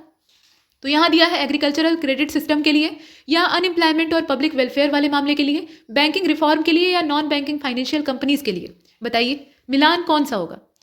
तो आप जानते हैं कि जो खुसरो कमेटी है वो असल में कृषि ऋण पर आधारित थी, मतलब कृषि ऋण प्रणाली के संबंध में उसका गठन ही हुआ था, रिकमेंडेशन वगैरह उसी के संबंध में होती है। तो ये तो आमने सामने मैच है, और जैसे ही आप पहले वाले को आमने सामने मैच करते हैं आपका करेक्ट आंसर आ जाएगा। सिर्फ उतना ही करना था, बाकी सब अपने आप मैच हो जाते हैं। फिलहाल नरसिंघम कमेटी जो है वो बैंकिंग सुधार से जुड़ी है। भगवती कमेटी को अगर आप देखें तो ये अनएम्प्लॉयमेंट और जो वेलफेयर वाला मामला था उससे ताल्लुक रखती है या बिलोंग करती है। और एसी शाह कमेटी जो है वो गैर बैंकिंग जो वित्तीय समितियां होती हैं उनसे जुड़ी हुई है। ये इसका क्रम है। इसके बाद नेक्स्ट अगले वाले को देखते हैं। 70 ऑड ऑप्शन आपको आउट करना है। तो तमिलनाडु में है सत्यमंगलम टाइगर रिजर्व, तेलंगाना में अमराबाद टाइगर रिजर्व है, छत्तीसगढ़ में बुक्सा है और ओडिशा में सतकोसिया है। आप बताइए कि ये जो टाइगर रिजर्व दे रखे हैं इनमें से लोकेशन ऑड किसकी। तो सी वाला हो जाएगा। बुक्सा टाइगर रिजर्व की लोकेशन आप भी जानते हैं कि वेस्ट बंगाल में है, और यहाँ पर छत्तीसगढ़ में उसको डाल दिया है, तो यही गलत है, बाकी सभी सही। इसके बाद 71 को देखिए, रामसर साइट दिया हुआ है और दूसरी तरफ राज्य दिया है। अब यहाँ जब राज्य है ही नहीं है तो हम लोग विषम का चुनाव कहाँ से करेंगे।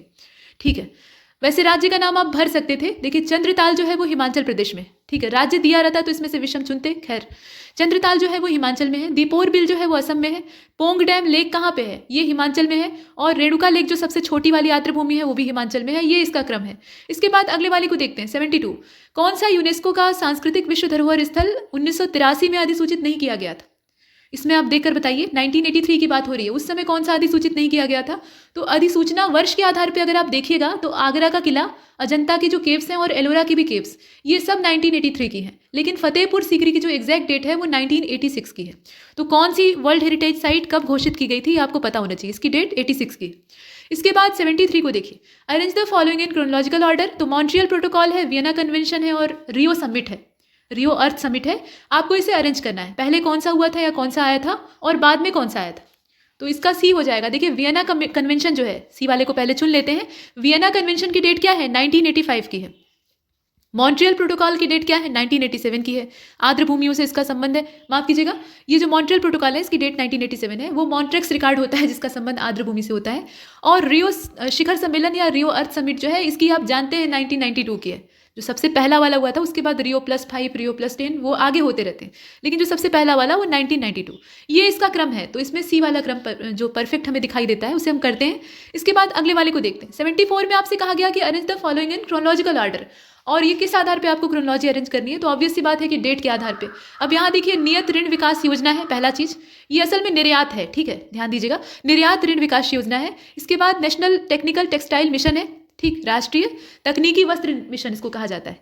साथ में आयुष्मान सहकार योजना है, सबसे नई नवेली। अब इसमें बताइए, तो देखिए 74 का जो करेक्ट इसमें अरेंजमेंट है वो पहले से ही है, इसमें कुछ करना नहीं था, इसे वैसे ही रख देना था बस। निर्यात ऋण विकास योजना की जो तारीख है ना, वो 1 फरवरी 2020 की है, सबसे पहले 2020 में।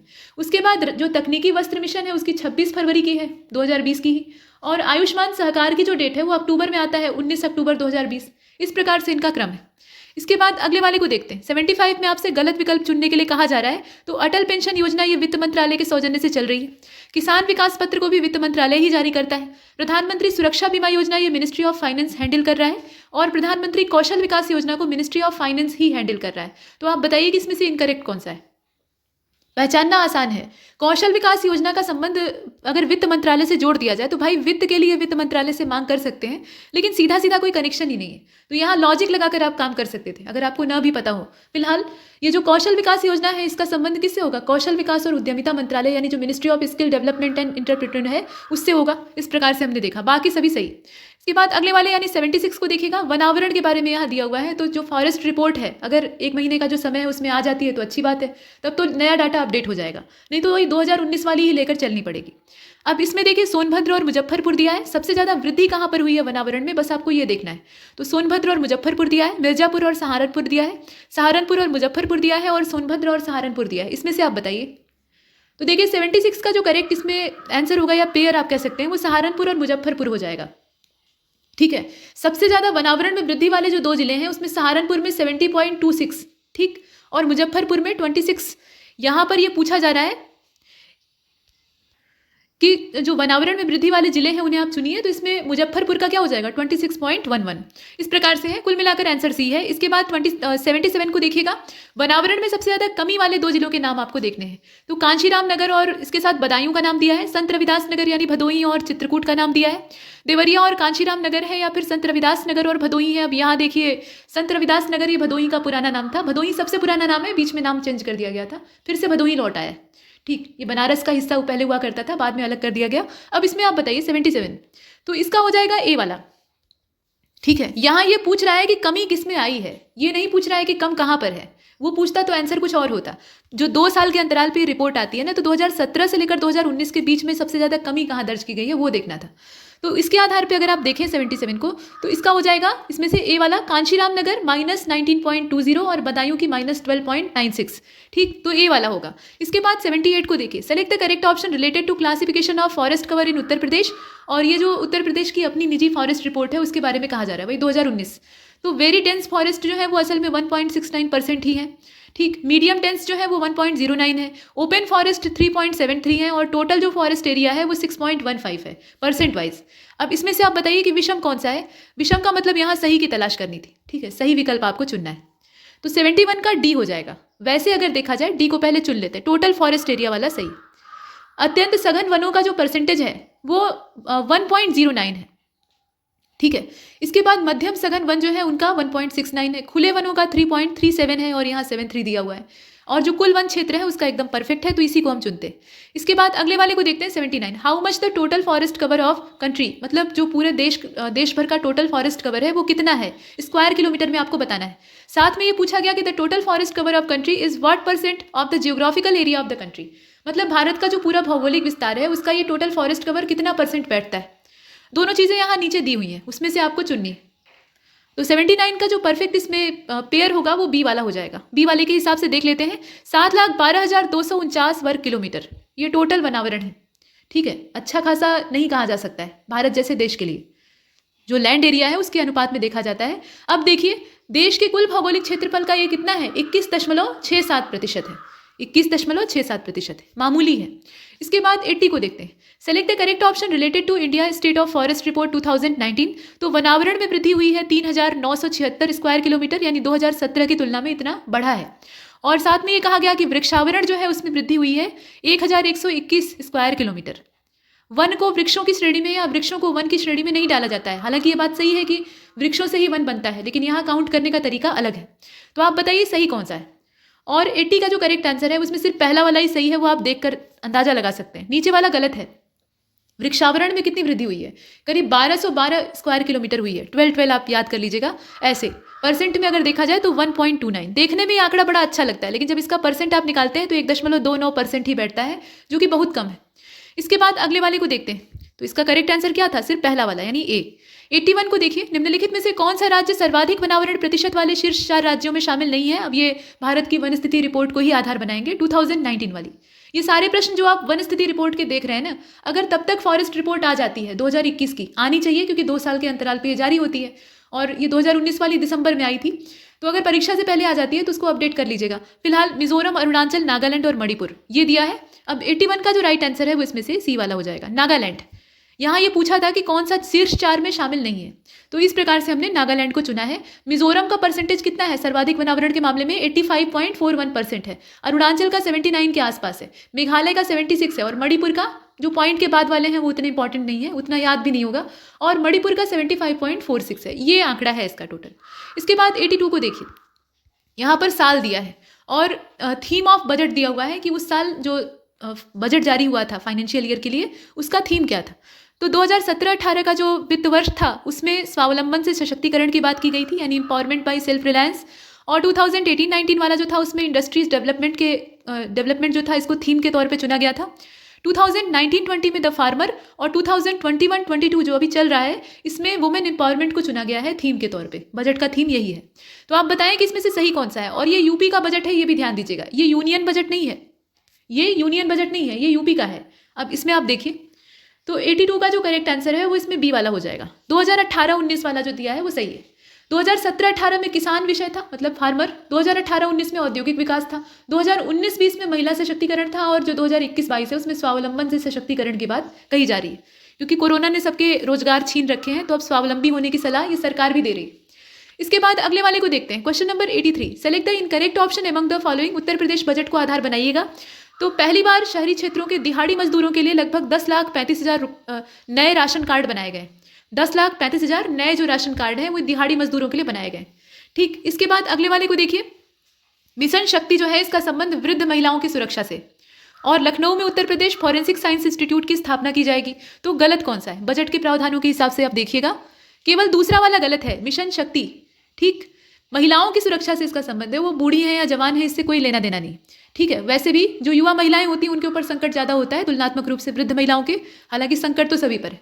इसके बाद देखिए, पहली बार शहरी क्षेत्रों के दिहाड़ी मजदूरों के लिए लगभग 10,35,000 नए राशन कार्ड बनाए गए हैं, ये सही बात है। तो इनकी संख्या आप थोड़ा सा देख लीजिएगा, कभी कभी क्या होता है ना, पूछा जाता है, तो इसमें दूसरा वाला गलत। इसके बाद 84 को देखते हैं। 84 में आपसे पूछा गया कि ये जो बजट है यूपी वाला, इसके अकॉर्डिंग बताइए कि सही कौन सा है। तो पहले वाले में कहा गया कि a provision of rate 150 crore is propose for the establishment of Atal Bihari Vajpayee medical university at Lucknow.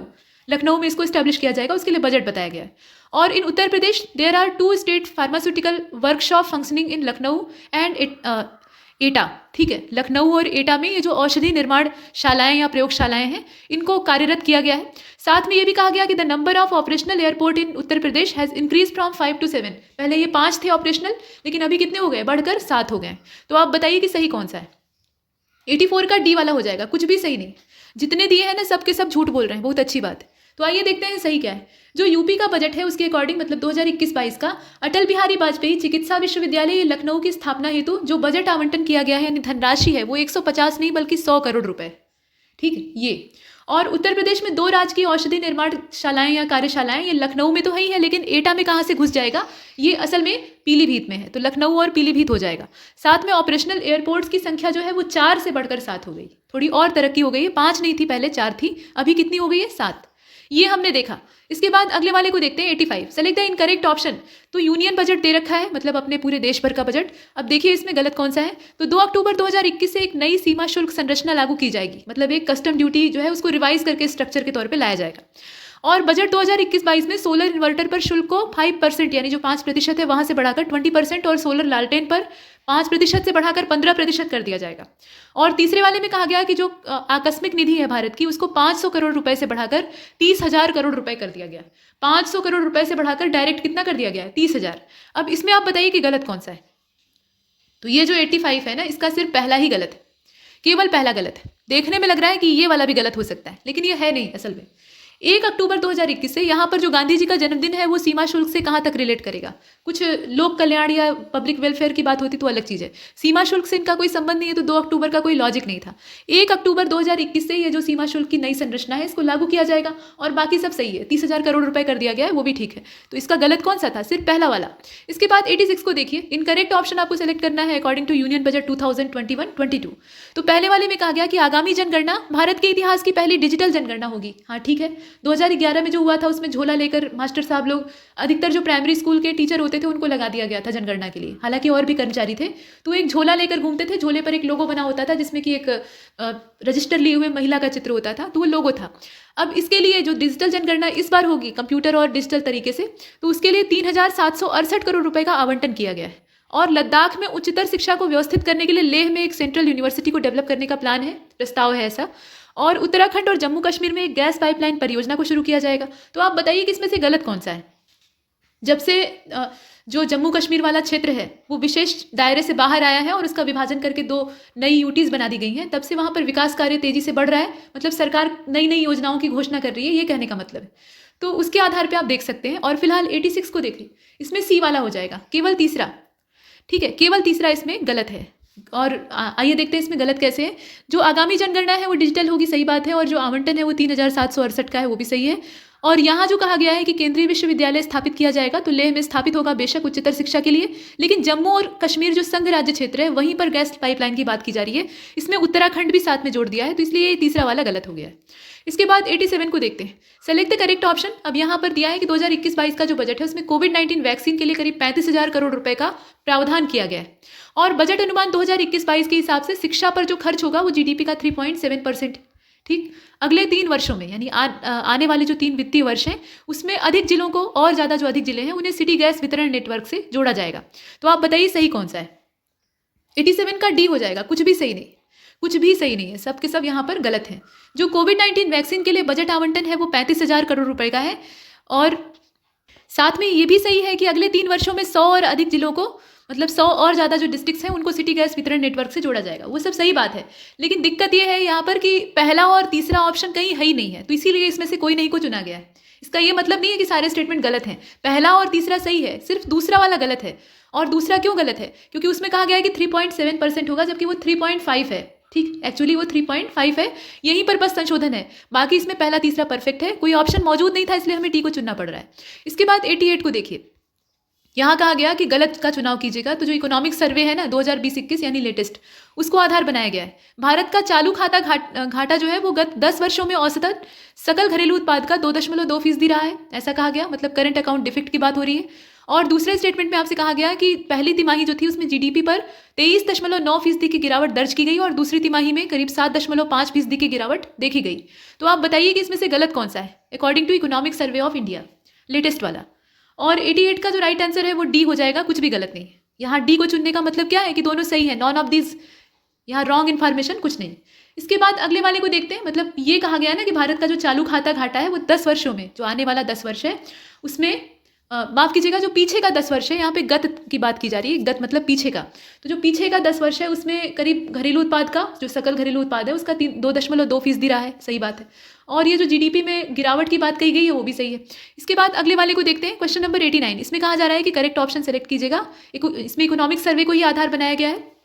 तो देखिए कहा जा रहा है कि वित्त वर्ष 2021-22 में भारत की वास्तविक जीडीपी, इसकी विकास दर 11.7% रहेगी और वित्त वर्ष 2021-22 में सांकेतिक जीडीपी की विकास दर 15.4% रहेगी। तो सही क्या है फिर?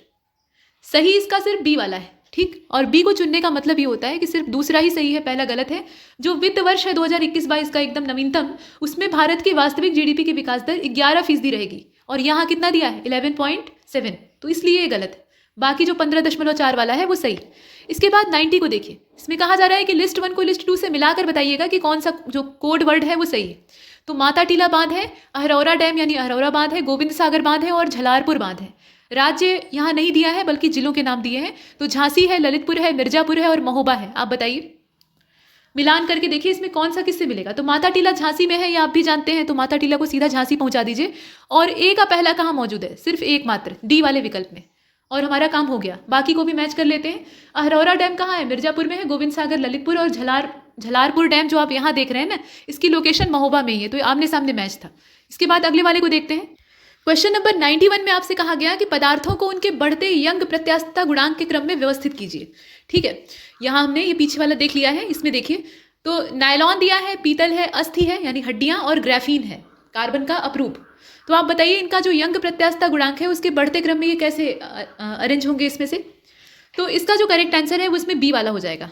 प्रत्यास्थता गुणांक के मामले में अगर हम देखें तो इसमें बी वाला क्रम सही है। नायलॉन, उसके बाद फिर उससे कम हड्डी का, उससे कम ब्रास का और उससे कम ग्राफीन का, ये इसका है। इसके बाद अगले वाले को देखते हैं। यहाँ पर कहा गया कि 92 वाला, लिस्ट 1 को लिस्ट 2 से आपको मिलाना है। रडार है, टाइपराइटर है, दूरबीन है और फाउंटेन पेन है। किसको किसने खोजा था, उस व्यक्ति का नाम जो है वो लिस्ट 2 में दिया हुआ है। तो आप जानते हैं कि रडार की खोज किसने की थी, रॉबर्ट वॉटसन ने की थी। ठीक है, टाइपराइटर को शोल्स ने खोजा था, दूरबीन के खोजकर्ता गैलीलियो थे और फाउंटेन पेन को वाटरमैन ने खोजा था। तो इसका करेक्ट मैच फिर क्या हो जाएगा, थोड़ा सा ही हेर फेर करना था, इसे जरा ऊपर करना पड़ेगा। देखिए डी वाला हो जाएगा, डी वाला उसी के हिसाब से मिलाया गया। रडार के खोजकर्ता कौन, रॉबर्ट वॉटसन, शोल्स ने टाइपराइटर को खोजा था, गैलीलियो दूरबीन से संबंधित है, इसी हिसाब से मैच करना था। इसके बाद अगले वाले को देखते हैं। इसमें कहा गया कि मरकरी और फास्फोर का प्रयोग निम्नलिखित में से किस उपकरण में किया जाता है, मतलब पारा और फास्फोर जो है वो इस्तेमाल किया जाता है कौन से उपकरण में। और साथ में ये भी पूछा गया कि किस धातु के कारण हैलोजन के प्रकाश का रंग पीला हो जाता है। तो बताइए इसमें से कौन सा पेयर सही होगा। ट्यूबलाइट और फास्फोर दिया है, हैलोजन और सोडियम दिया है, ट्यूबलाइट और सोडियम है, ऐसे ही हैलोजन और फास्फोर का विकल्प है। तो ट्यूबलाइट और सोडियम इसका ऑप्शन सही हो जाएगा। मतलब ये जो पारा और फास्फोर है इसका इस्तेमाल कहाँ करते हैं, ट्यूबलाइट्स में करते हैं। ठीक है, और साथ में जो सोडियम है इसकी वजह से ये प्रकाश का रंग पीला हो जाता है। 94 को देखिए, पूछा गया कि विद्युत अपघट्य पदार्थ का ताप बढ़ने पर उसकी प्रतिरोधकता पर क्या असर पड़ता है। मतलब what does the effect on specific resistivity on increasing the temperature of an electrolytic material. बताइए इसमें से कौन सा होगा, वो इंक्रीज करेगी, डिक्रीज करेगी या अनचेंज रहेगी, या पहले डिक्रीज करेगी और उसके बाद बढ़ने लगेगी, बताइए। तो देखिए 94 का जो करेक्ट आंसर है वो बी होगा, घट जाएगी। घट जाएगी, प्रतिरोधकता जो है ना वो घट जाएगी। ताप बढ़ाने पर सीधा सीधा मतलब है, ताप बढ़ाने पर चाहे वो चुंबकत्व हो या प्रतिरोधकता हो, दोनों में जो घटने की क्रिया है वो होती है। इसके बाद आगे बढ़ते हैं। क्वेश्चन नंबर 95, यहाँ कहा जा रहा है कि इनकरेक्ट ऑप्शन को चूज करिएगा। तो प्रकाश कणिका सिद्धांत यानी कॉर्पस थ्योरी ऑफ लाइट, ये आइंस्टीन ने दी थी। और प्रकाश का तरंग गति का सिद्धांत यानी वेव थ्योरी ऑफ लाइट, ये हाइजेन के द्वारा दिया गया था, हाइगेंस के द्वारा दिया गया था। एक्चुअली ये हाइगेंस नाम के साइंटिस्ट हैं। और प्रकाश का क्वांटम सिद्धांत ये डेकॉर्टे के द्वारा दिया गया था। तो आप बताइए कि इसमें से इनकरेक्ट कौन सा है। 95 सी वाला होना चाहिए इसका, क्योंकि पहला और तीसरा दोनों गलत है, पहला भी गलत है, तीसरा भी गलत है, तो हम सी वाले को चुन लेते हैं। प्रकाश का कणिका सिद्धांत ये डेकॉर्टे के द्वारा दिया गया था, और प्रकाश की तरंग गति का सिद्धांत ये हाइगेंस के द्वारा दिया गया था, ये आप देख ही रहे हैं। क्वांटम सिद्धांत किसने दिया था, तो क्वांटम सिद्धांत को वैसे तो कई सारे साइंटिस्ट ने दिया है, लेकिन इसमें आइंस्टीन का नाम आप जोड़ सकते हैं, तो ये ऊपर नीचे मैच कर दिया है। सी वाले को देखिए, हालांकि क्वांटम थियरी पे कई सारे, जैसे कि प्लैंक हैं तो उन्होंने भी काम किया था, और भी कई सारे वैज्ञानिक हो सकते हैं। इसके बाद अगले वाले को देखिए 96, लिस्ट 1 को लिस्ट 2 से आपको मिलाना है। अब यहाँ पर देखिए जो 4 क्वांटम संख्याएं आप इंटरमीडिएट और हाई स्कूल लेवल पे पढ़ते हैं वही दिया हुआ है, और इनका संबंध किससे है, मतलब ये किस चीज़ के बारे में परिचय देती हैं वो दिया है साथ में। तो प्रिंसिपल क्वांटम नंबर है, एजीमुथल क्वांटम नंबर है, मैग्नेटिक क्वांटम नंबर है और स्पिन क्वांटम नंबर है। अब यहाँ shell of electrons, orbital of electrons, subshell of electrons और स्पिन ऑफ इलेक्ट्रॉन इस प्रकार से दिया है। तो चक्रण क्वांटम संख्या में यानी जो स्पिन क्वांटम नंबर है उसमें तो हम स्पिन ही देखते हैं, ऊपर एक नीचे इस प्रकार से, प्लस हाफ और माइनस हाफ वाला जो डाटा है वो हमें दिखाई देता है। तो वो तो ठीक है, डी का चौथा होगा, और डी का अगर चौथा होगा तो ये आमने सामने ही तो मैच है। ठीक, थोड़ा सा फर्क है बस यहाँ पे, जो मुख्य क्वांटम संख्या है उसमें इलेक्ट्रॉन के कोश की बात होती है, उसके बाद दिगंशी जो होता है यानी अजमुथल उसमें उपकोश की बात होती है, कोश के बाद क्या आएगा, उपकोश आएगा। उसके बाद चुंबकीय क्वांटम संख्या जो है उसमें कक्षक की बात होती है, यानी ऑर्बिटल के बारे में हम चर्चा करते हैं। बचता है स्पिन वाला, तो उसको चक्रण यानी जो इलेक्ट्रॉन का स्पिन होता है उससे मिला लीजिए, तो डी वाला सही है। इसके बाद अगले वाले को देखते हैं। 97 में अम्ल दिया है और उसका नेचुरल सोर्स दे रखा है, तो कहाँ से ये प्राप्त होता है। अब इसमें आप देखिए मैथेनोइक एसिड है, मैलेइक एसिड है, ऑक्जेलिक है और टार्टरिक है, चींटी, टमाटर, सेब, अंगूर ऐसे दिया हुआ है। बताइए इसमें से कौन सा किससे मिलेगा। अब यहाँ फार्मिक एसिड तो है ही नहीं है, तो आप परेशान मत होइएगा कि चींटी है तो फार्मिक एसिड होना चाहिए, उसी को मैथेनोइक एसिड कहा जाता है। ठीक है, तो ए वाले को आप किससे मिलाएंगे, पहले वाले से। और ए वाले को अगर पहले वाले से मिलाएंगे तो इसका डी वाला ऑप्शन एकदम बैठा हुआ है, इंतजार कर रहा है। ठीक है, उसी के हिसाब से मिला लेंगे। अब इसमें आपने क्या किया, मैथेनोइक एसिड को चींटी से मिला लिया, जो कि फार्मिक एसिड भी कहा जाता है। फार्मिका चींटी को कहते हैं, तो उसी के नाम पे फार्मिक एसिड। और मैलेइक एसिड आप जानते ही हैं कि सेब में पाया जाता है, ऑक्जेलिक जो है वो टमाटर में होता है, और टार्टरिक ये अंगूर में, इमली आदि में भी पाया जाता है। मतलब ये फिक्स नहीं है कि किसी एक ही में पाया जाएगा, फिलहाल अंगूर में। तो ये इसका मैच है और हमने डी वाले को चुना है। ठीक है, इसके बाद आगे बढ़ते हैं। यहाँ देखिए 98 करेक्ट ऑप्शन आपको चूज करना है। तो सोडियम हाइड्रोक्साइड को कास्टिक सोडा कहते हैं, सोडियम कार्बोनेट को बेकिंग सोडा कहते हैं, और सोडियम बाई कार्बोनेट जो होता है उसको धावन सोडा यानी वॉशिंग सोडा कहते हैं, धोने वाला सोडा। तो आप बताइए कि करेक्ट कौन सा है। अब 98 का राइट आंसर सिर्फ पहला वाला ही होगा, ऊपर वाला सही है भाई, कास्टिक सोडा। ठीक है ना, यहाँ पे आप देख रहे हैं कास्टिक सोडा। बाकी अगर आप देखें तो सोडियम बाइकार्बोनेट क्या होता है, ये बेकिंग सोडा होता है जो खाने के सामानों में, बेकरी उद्योग में इस्तेमाल होता है। और सोडियम कार्बोनेट जो होता है वो वॉशिंग सोडा होता है। तो ये उल्टा सीधा दे रखा है और इसलिए इसका ए वाला हो जाएगा। इसके बाद 99 को देखिए, करेक्ट ऑप्शन आपको चूज करना है। तो एक तरफ मिश्र धातु दे रखा है, एलॉय स्टील दे रखा है, और दूसरी तरफ उसके कंपोनेंट दिए हुए हैं कि मतलब किस किस के कॉम्बिनेशन से ये बनता है। तो यहाँ परमोलॉय है और इसमें कॉम्बिनेशन जो है आयरन का होता है, साथ में क्रोमियम और कार्बन मिलाते हैं। ठीक है, ऐसा दिया हुआ है। इसके बाद एल्निको है, एल्निको में लोहा, निकिल और कार्बन का समावेश होता है। और एनवार जो होता है इसमें आयरन, एल्यूमिनियम, निकिल, कोबाल्ट और साथ में कार्बन होता है। तो आप बताएं कि इसमें से करेक्ट कौन सा है। मिश्र धातु का कॉम्बिनेशन एक बार देख लीजिएगा। अब 99 का जो राइट आंसर है वो इसमें सिर्फ तीसरा हो जाएगा, सिर्फ तीसरा वाला ही सही है, ये वाला। ऊपर के दोनों गलत हैं। परमोलॉय जो होता है ना उसमें लोहा, निकिल और कार्बन होते हैं, और जो एल्निको होता है उसमें लोहा, क्रोमियम और कार्बन होते हैं। तो बाकी चीज़ें तो कॉमन है, सिर्फ निकिल और क्रोमियम का फर्क है। तो परमालॉय में निकिल होता है और एल्निको में क्रोमियम होता है, ये फर्क है इसका। इसके बाद अगले वाले को देखते हैं 100। यहाँ पर इनकरेक्ट ऑप्शन आपको चूज करना है। तो एक तरफ टाइप ऑफ ग्लास दिया है, दूसरी तरफ कंपोनेंट दिया हुआ है। जो सॉफ्ट ग्लास यानी मृदु कांच होता है उसमें सिलिकॉन, पोटेशियम सिलिकेट और कैल्शियम सिलिकेट मिले हुए होते हैं। और जो कठोर कांच होता है उसमें silicon, sodium silicate, calcium silicate ये सब होते हैं। फ्लिंट कांच जो होता है उसमें सोडियम, पोटेशियम, लेड के कार्बोनेट होते हैं, और साथ में सिलिका और बोरिक एसिड पाए जाते हैं, ऐसा दिया हुआ है। तो आप बताएं कि इसमें से फिर जो गलत विकल्प है यानी इनकरेक्ट ऑप्शन है वो कौन सा है। पहला और दूसरा ऊपर का आप देखिए दोनों गलत है, पहला भी गलत है, दूसरा भी गलत है। ये जो फ्लिंट वाला है यही सही है। मृदु कांच में क्या होता है, मतलब जो सॉफ्ट ग्लास है, सिलिकॉन होता है, सोडियम सिलिकेट होता है, कैल्शियम सिलिकेट होता है, ये सब पाए जाते हैं। और जो हार्ड ग्लास होता है ना उसमें पोटेशियम सिलिकेट, कैल्शियम सिलिकेट तो मिलाते ही हैं। बस इसमें अंतर ये है कि सोडियम सिलिकेट और पोटेशियम सिलिकेट में फ़र्क। तो पोटेशियम सिलिकेट जो है वो हार्ड वाले में और सोडियम सिलिकेट जो है वो सॉफ्ट वाले में मिला होता है, यही अंतर है। तो इसका करेक्ट आंसर फिर क्या हो जाएगा, गलत हमें चाहिए था तो पहला दूसरा, इसका ए वाला ऑप्शन सही है। इसके बाद 101 को देखते हैं। यहाँ कहा गया कि choose the correct option among the following. तो समजातता और समरूपता का सिद्धांत यानी जो होमोलॉजी और एनोलॉजी यहाँ पे उस दोनों का प्रिंसिपल है, ये किसके द्वारा दिया गया है, रिचर्ड ओवेन के द्वारा दिया गया है। सेल थ्योरी जो है ये रॉबर्ट हुक ने दी है, और रूल ऑफ जेनेटिक्स ये किसने दिया है, ग्रेगर जॉन मेंडल ने दिया है। तो आप बताएं कि इसमें से सही कौन सा है। सही इसका पहला और तीसरा तो ठीक है, आप देखिए ऊपर का और नीचे वाला सही है। लेकिन कोशिका के सिद्धांत के बारे में देखिए, कोशिका का सिद्धांत किसने दिया। यहाँ पे प्रिंसिपल की बात हो रही है, ये नहीं पूछा गया कि पहले किसने देखा। ठीक, तो कोशिका का सिद्धांत ये मैथियस, जैकब श्लाइडेन और थियोडोर श्वेन के द्वारा दिया गया था। ये थोड़े अच्छे अच्छे नाम हैं, तो रॉबर्ट हुक वहाँ पर नहीं थे, कुल मिलाकर बात ये। तो इसका पहला तीसरा, और इसलिए हम सी वाले को चुनते हैं, करेक्ट हमें चाहिए था। इसके बाद 102 को देखिए, यहाँ पर कार्बोहाइड्रेट के प्रकारों के बारे में जो ऑड ऑप्शन है वो आपको सेलेक्ट करना है। तो ग्लूकोज, सुक्रोज, फ्रक्टोज और गैलेक्टोज दे रखा है। बताइए, तो ग्लूकोज जो है ये मोनोसेकेराइड है, ठीक है। फ्रक्टोज जो है वो भी मोनोसेकेराइड है, और गैलेक्टोज का भी वही हाल है। लेकिन सुक्रोज जो होता है ना वो डाइसेकेराइड होता है, इसलिए ये डिफरेंट है इसमें से। तो थोड़ा सा बारीक अंतर आपको पता होना चाहिए। सुक्रोज इससे बाहर हो जाएगा और बी वाले को हम बाहर कर देते हैं। इसके बाद अगले वाले को देखते हैं। 103 में आपसे कहा गया कि जो ग्रंथियां हैं, ग्लैंड्स होती हैं, उसमें आपको जो स्रावित होने वाला हार्मोन है उसके बारे में विषम विकल्प का चयन करना है। तो मेलाटोनिन है, सेरोटोनिन है, इस प्रकार से दिया है, और एड्रिनोग्लोमे रूलोट्रोपिन है, अच्छा नाम है, साथ में सोमेटोस्टैटिन है। ये सब नाम दे रखे हैं हार्मोन के संबंध में। अब विषम का चुनाव इसमें से करिएगा। तो 103 का जो राइट आंसर है वो इसमें डी हो जाएगा। डी वाले को चुन लिया। यहाँ आप देख रहे हैं सोमेटोस्टैटिन। अब देखिए ये डिफरेंट क्यों है। पीनियल ग्लैंड से जो निकलने वाले हार्मोन है उसमें मेलाटोनिन है, सेरोटोनिन है और एड्रेनोग्लोमेरुट्रोपिन जो आप देख रहे हैं वो वाला भी है। लेकिन अग्न्याशय की जो लैंगरहैंस द्वीपिकाएं होती हैं उसमें आप सुनते होंगे कि डेल्टा, अल्फा, बीटा इस प्रकार की कोशिकाएं होती हैं। तो उसमें से जो डेल्टा कोशिकाएं होती हैं वहाँ से सोमेटोस्टेटिन नाम का जो हार्मोन है वो निकलता है। तो डी वाला इससे डिफरेंट है। इसके बाद 104 को देखिए। ऑड ऑप्शन आपको सिलेक्ट करना है। गोनोरिया है, इबोला है, इंसेफ्लाइटिस है और रुबेला है। ऑड कौन सा है बताइए। तो इसमें अगर आप देखें तो गोनोरिया ये जीवाणु जनित रोग है, विषाणु से नहीं होता है, और बाकी जितने हैं वो वायरस से होने वाले हैं। तो ये गोनोरिया इससे बाहर हो जाएगा। इसके बाद 105 में देखिए, यहाँ कहा जा रहा है कि सही विकल्प का चयन कीजिए। तो अभी हाल फिलहाल में भारतीय मूल की अन्वी भूटानी इनको ऑक्सफोर्ड छात्र संघ का अध्यक्ष चुना गया है। और हाल ही में हिमाचल प्रदेश के मुख्यमंत्री ने कोरोना के कारण अनाथ बच्चों के लिए वात्सल्य योजना की घोषणा की है। कुछ इस प्रकार से दिया है। सही क्या है बताइए। तो केवल पहला वाला ही सही है, ठीक है, पहला वाला ही सही है। दूसरे वाले में गड़बड़ है। उत्तराखंड के मुख्यमंत्री तीरथ सिंह रावत, और यहाँ क्या दे रखा है, हिमाचल प्रदेश। तो उत्तराखंड के मुख्यमंत्री के द्वारा ये जो कोविड-19 वाला वात्सल्य योजना है इसकी घोषणा की गई थी। इसके बाद 106 को देखते हैं। निम्नलिखित में से किस संस्था ने $50 बिलियन के वैश्विक टीकाकरण योजना का प्रस्ताव किया है। और हाल ही में के शौजी एनएम ने, यहाँ आप देख रहे हैं, के शौजी एनएम ने भारत जैव विविधता पुरस्कार 2021 को जीता है। तो पूछा ये जा रहा है कि वो किस राज्य से संबंधित है। यहाँ उनके नाम से कोई ताल्लुक नहीं है, राज्य आपको बताना है। तो 106 का इसमें आपको ये बताना है कि दोनों में से कौन सा पेयर सही होगा।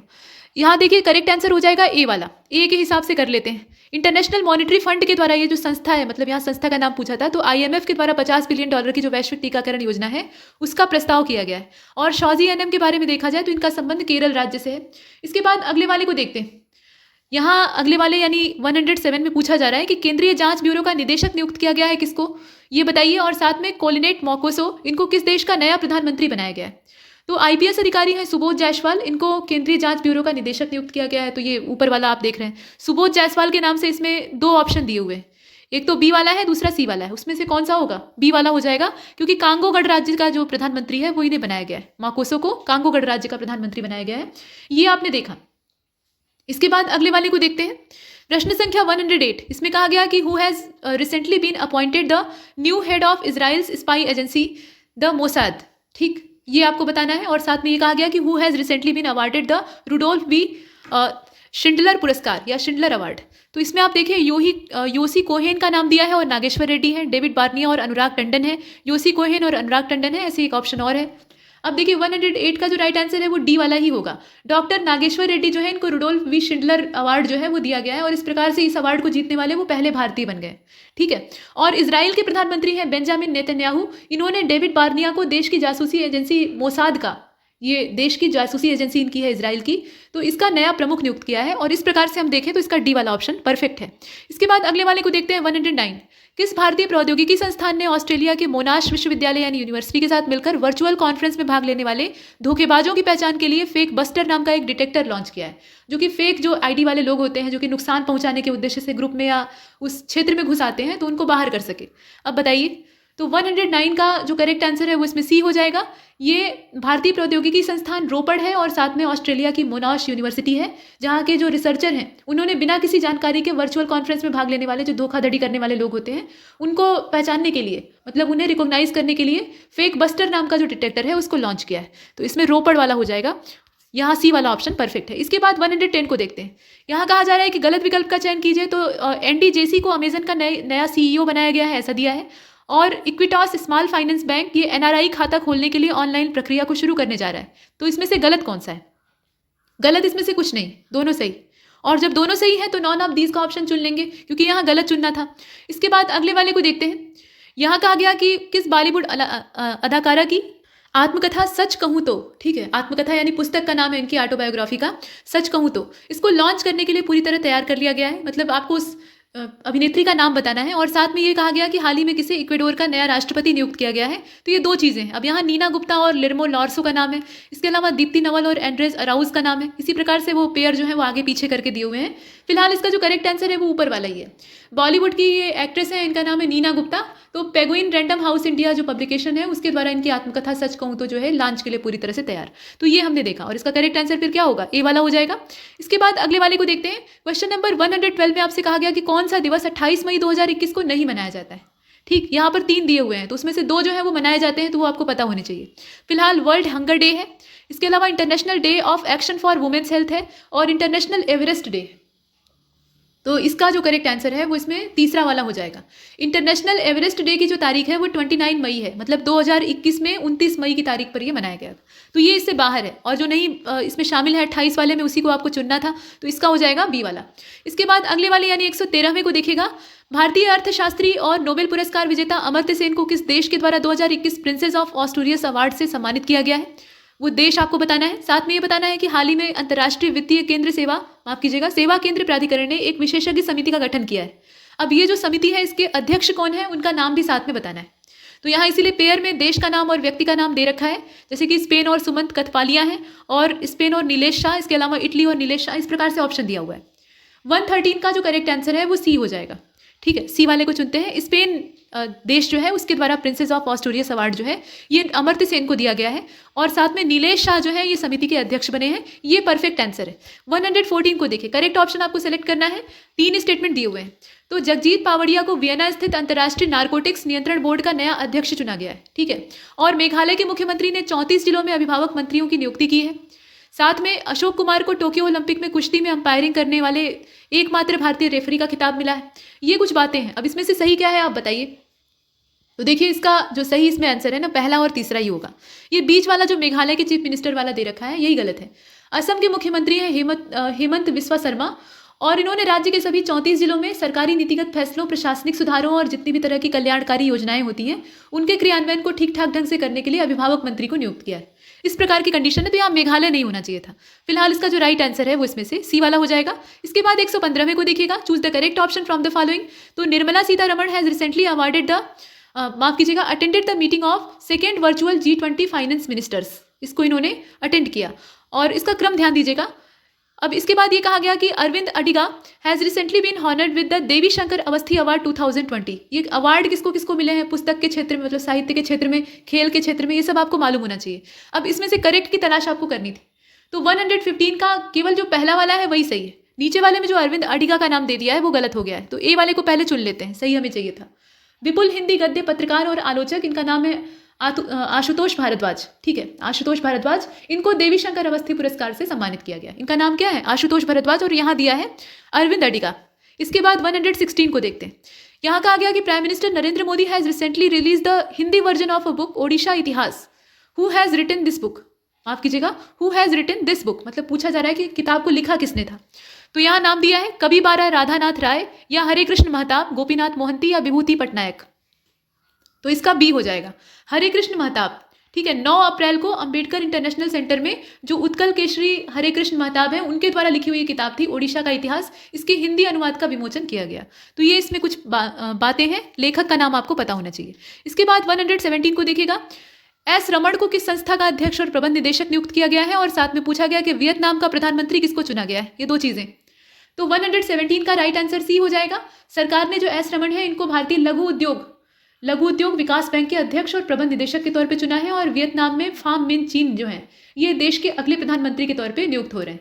तो ये कुछ बातें हैं। फाम मिन चिन इनका नाम है, थोड़ा सा नाम विचित्र है। फिलहाल करेक्ट आंसर हमारा क्या होगा? सी वाला हो जाएगा, सिडबी। ठीक, सिडबी और फाम मिन चिन। इसके बाद 118 को देखते हैं। यहाँ कहा गया कि किसी सरकार की प्रमुख पहल अटल इनोवेशन मिशन का निदेशक नियुक्त किया गया है। उस निदेशक का नाम आपको बताना है, और विश्व स्वास्थ्य संगठन के विशेष राजदूत के रूप में किसको नियुक्त किया गया है वो भी बताना है। तो यहाँ आप बताइए, रामनाथन रमनन है, इसके अलावा कार्ल बिल्ट है, यहाँ पहले ऑप्शन को देख रहे हैं। इसके बाद चिंतन वैष्णव और एंड्रूज बिट्टी का नाम आता है, फिर इन्हीं लोगों का नाम आगे पीछे किया है। तो 118वां जो आप देख रहे हैं ना, इसका डी हो जाएगा। चूंकि यहाँ पूछा गया था कि कौन सा ऑप्शन होगा, तो डी वाला।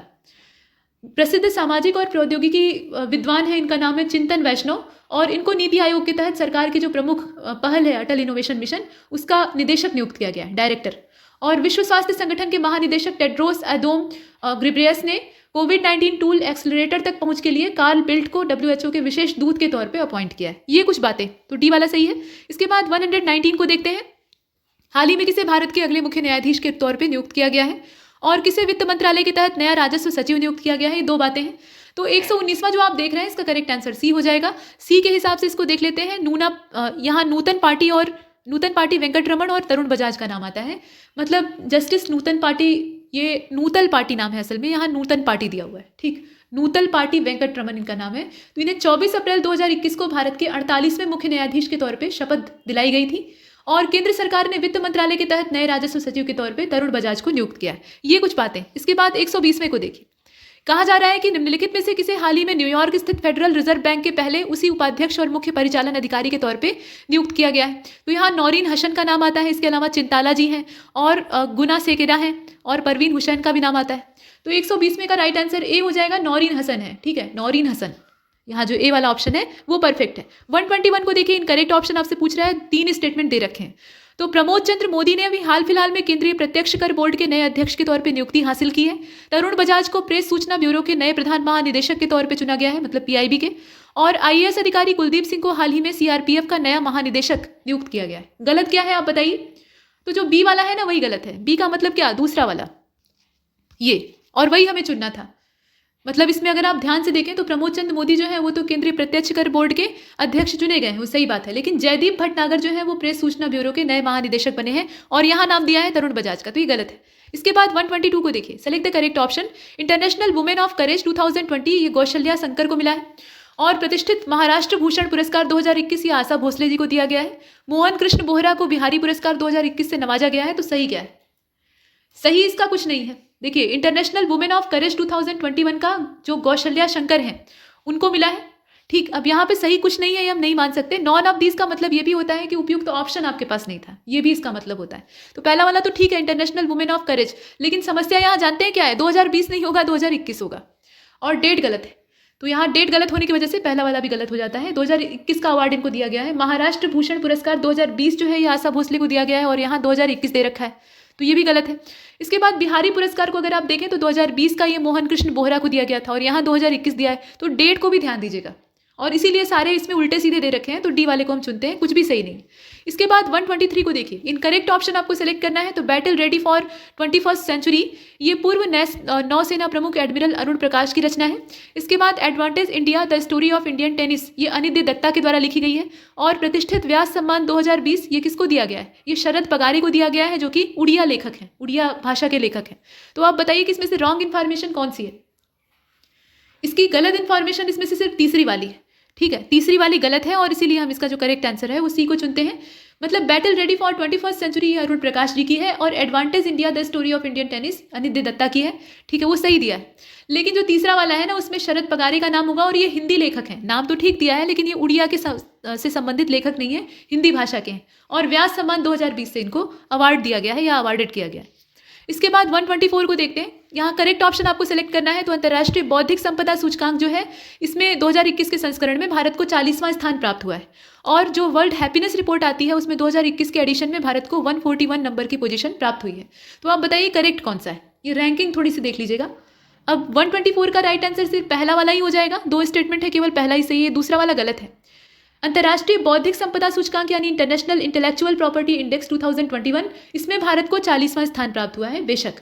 ठीक, लेकिन वर्ल्ड हैप्पीनेस रिपोर्ट में भारत की जो पोजीशन है वो 139 है। 141 से थोड़ी सी सुधरी हुई है, 139।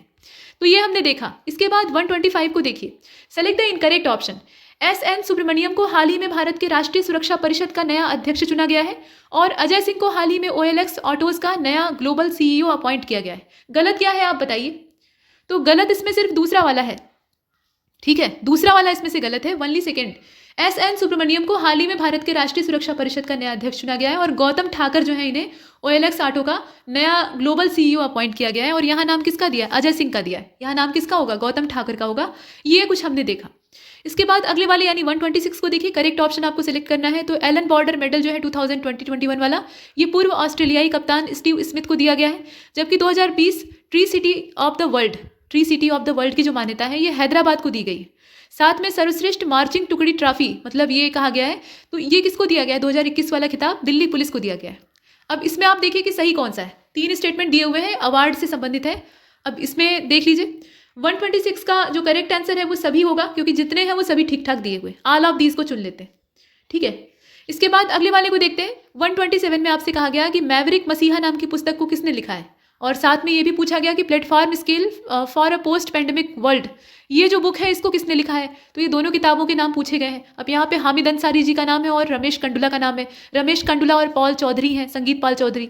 इसके साथ संगीत पाल चौधरी और एरविन एलन सीली हैं। ऐसे ही नीचे नाम और भी दिए हुए हैं।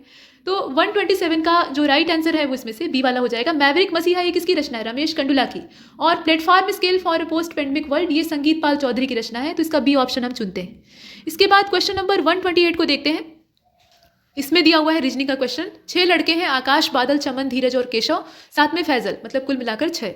एक पंक्ति में पूर्व की ओर मुंह करके खड़े हैं, ठीक है। उनकी पीठ जो है वो पश्चिम में और मुंह जो है वो पूर्व में है। धीरज आकाश और चमन के बीच में पाया जाता है, मतलब धीरज जो है वो आकाश और चमन के बीच में कहीं खड़ा है। और बादल जो है वो चमन के दाहिनी ओर है, ठीक है। बादल जो है वो चमन के दाहिनी ओर है, लेकिन फैजल से बाएं है।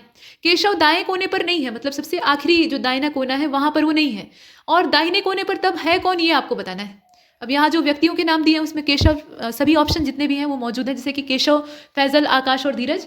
तो इसका करेक्ट आंसर फिर क्या हो जाएगा? फैजल हो जाएगा। इसमें आप चित्र बनाकर अरेंज करके देख सकते हैं। इसके बाद 129 को देखिएगा। यहाँ कहा जा रहा है कि एक पंक्ति में 55 आम के वृक्ष हैं, बगीचा रहा होगा, और एक आम का वृक्ष जो कि दाहिने छोर से 20वें स्थान पर है, मतलब लेफ्ट राइट, इसमें जो कोर है उसको देख लीजिएगा यहाँ से यहाँ तक। तो इसमें एक वृक्ष जो है वो दाहिने छोर से 20वें स्थान पर है, उसकी जो पोजीशन है वो 20वीं है। तो उस आम के वृक्ष का स्थान बाएं छोर से कितना होगा? और कुल मिलाकर 55 है, तो गिनना बहुत आसान है। यहाँ से लेकर यहाँ तक गिन लीजिए और इसकी जो पोजीशन आएगी वो कितनी आएगी? 129, 36वीं आएगी ना, ठीक है, सी वाला हो जाएगा। इसके बाद 130वें को देखिए। कहा जा रहा है कि मिनट और घंटे की सुई के बीच में 9:43 बजे, मतलब 9:43 हो रहा है, तो मिनट और घंटे की सुई के सहयोग से ही बनेगा। अब कोण कितना बन रहा है आप ये बताइए। 9:43 हो रहा है, घड़ी कुछ ऐसे है, 9 यहाँ रहता है, ठीक है, 6 यहाँ रहता है, 12 यहाँ रहता है, 3 यहाँ रहता है, बज कितना रहा है? 9:43, यानी कुछ इस प्रकार की स्थिति है। देखिए कितने अंश का कोण बनेगा। तो 130वां जो है ना, इसमें 32.5 डिग्री का कोण बनेगा। ये बीच का जो कोण है कितना है? न्यून कोण है पहली चीज, तो 32.5 डिग्री का जो एंगल है वो बनेगा। इसके बाद क्वेश्चन नंबर 131 को देखिएगा। एक लीप ईयर है, यानी फरवरी जो है वो 29 दिन की है। तो उस पूरे वर्ष में 9 जून को गुरुवार था, ठीक है, 9 जून जो था तारीख, उस दिन गुरुवार था। और इसी वर्ष 10 फरवरी को सप्ताह का कौन सा दिन रहा होगा, ये आपको ये बताना है। तो कैलकुलेट करना आसान है, इसमें 10 साल आगे पीछे का नहीं पूछा जा रहा है, तो कैलेंडर की ट्रिक लगाने की बहुत ज़्यादा आवश्यकता है नहीं। फिलहाल इसका जो करेक्ट आंसर है वो सी हो जाएगा। बुधवार रहा होगा, ठीक है, बुधवार रहा होगा, इसमें कोई डाउट नहीं, आराम से आप कैलकुलेट कर सकते हैं। 132 को देखिए। अब ये रक्त संबंध वाला पूछ लिया है, तो संबंध के आधार पर देखिए, यहाँ फोटोग्राफ एक लगा हुआ है, उसमें एक व्यक्ति की ओर इशारा करते हुए एक औरत ने कहा, फोटोग्राफ में एक आदमी की फोटो है और उसकी तरफ इशारा करते हुए एक औरत कहती है कि उसके भाई के पिता मेरे दादा के इकलौते पुत्र हैं। जो आदमी फोटो में दिख रहा है उसके भाई के जो पिता हैं वो मेरे दादाजी के इकलौते बेटे हैं। तो वह औरत उस फोटोग्राफ के आदमी से क्या संबंध रखती है, आपको ये बताना है। अब देखिए इसमें 132 का क्या हो जाएगा? बहन है उसकी। यहाँ आप देख रहे हैं ना कि इकलौते, दादा के इकलौते पुत्र हैं, तो यहाँ वो उसकी बहन हो जाएगी। तो डी वाला ऑप्शन सही है।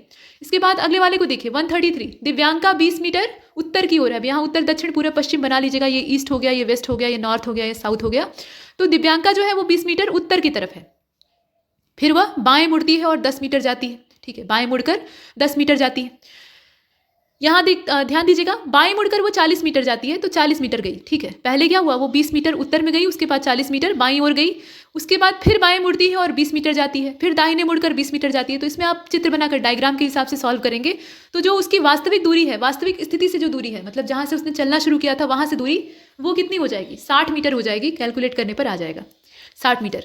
इसके बाद 134 को देखिए। कहा जा रहा है कि विमला रीना से छोटी है, रीना कविता से छोटी है, मतलब विमला जो है वो रीना से छोटी है, यानी रीना जो है अभी बड़ी है, विमला उससे छोटी है।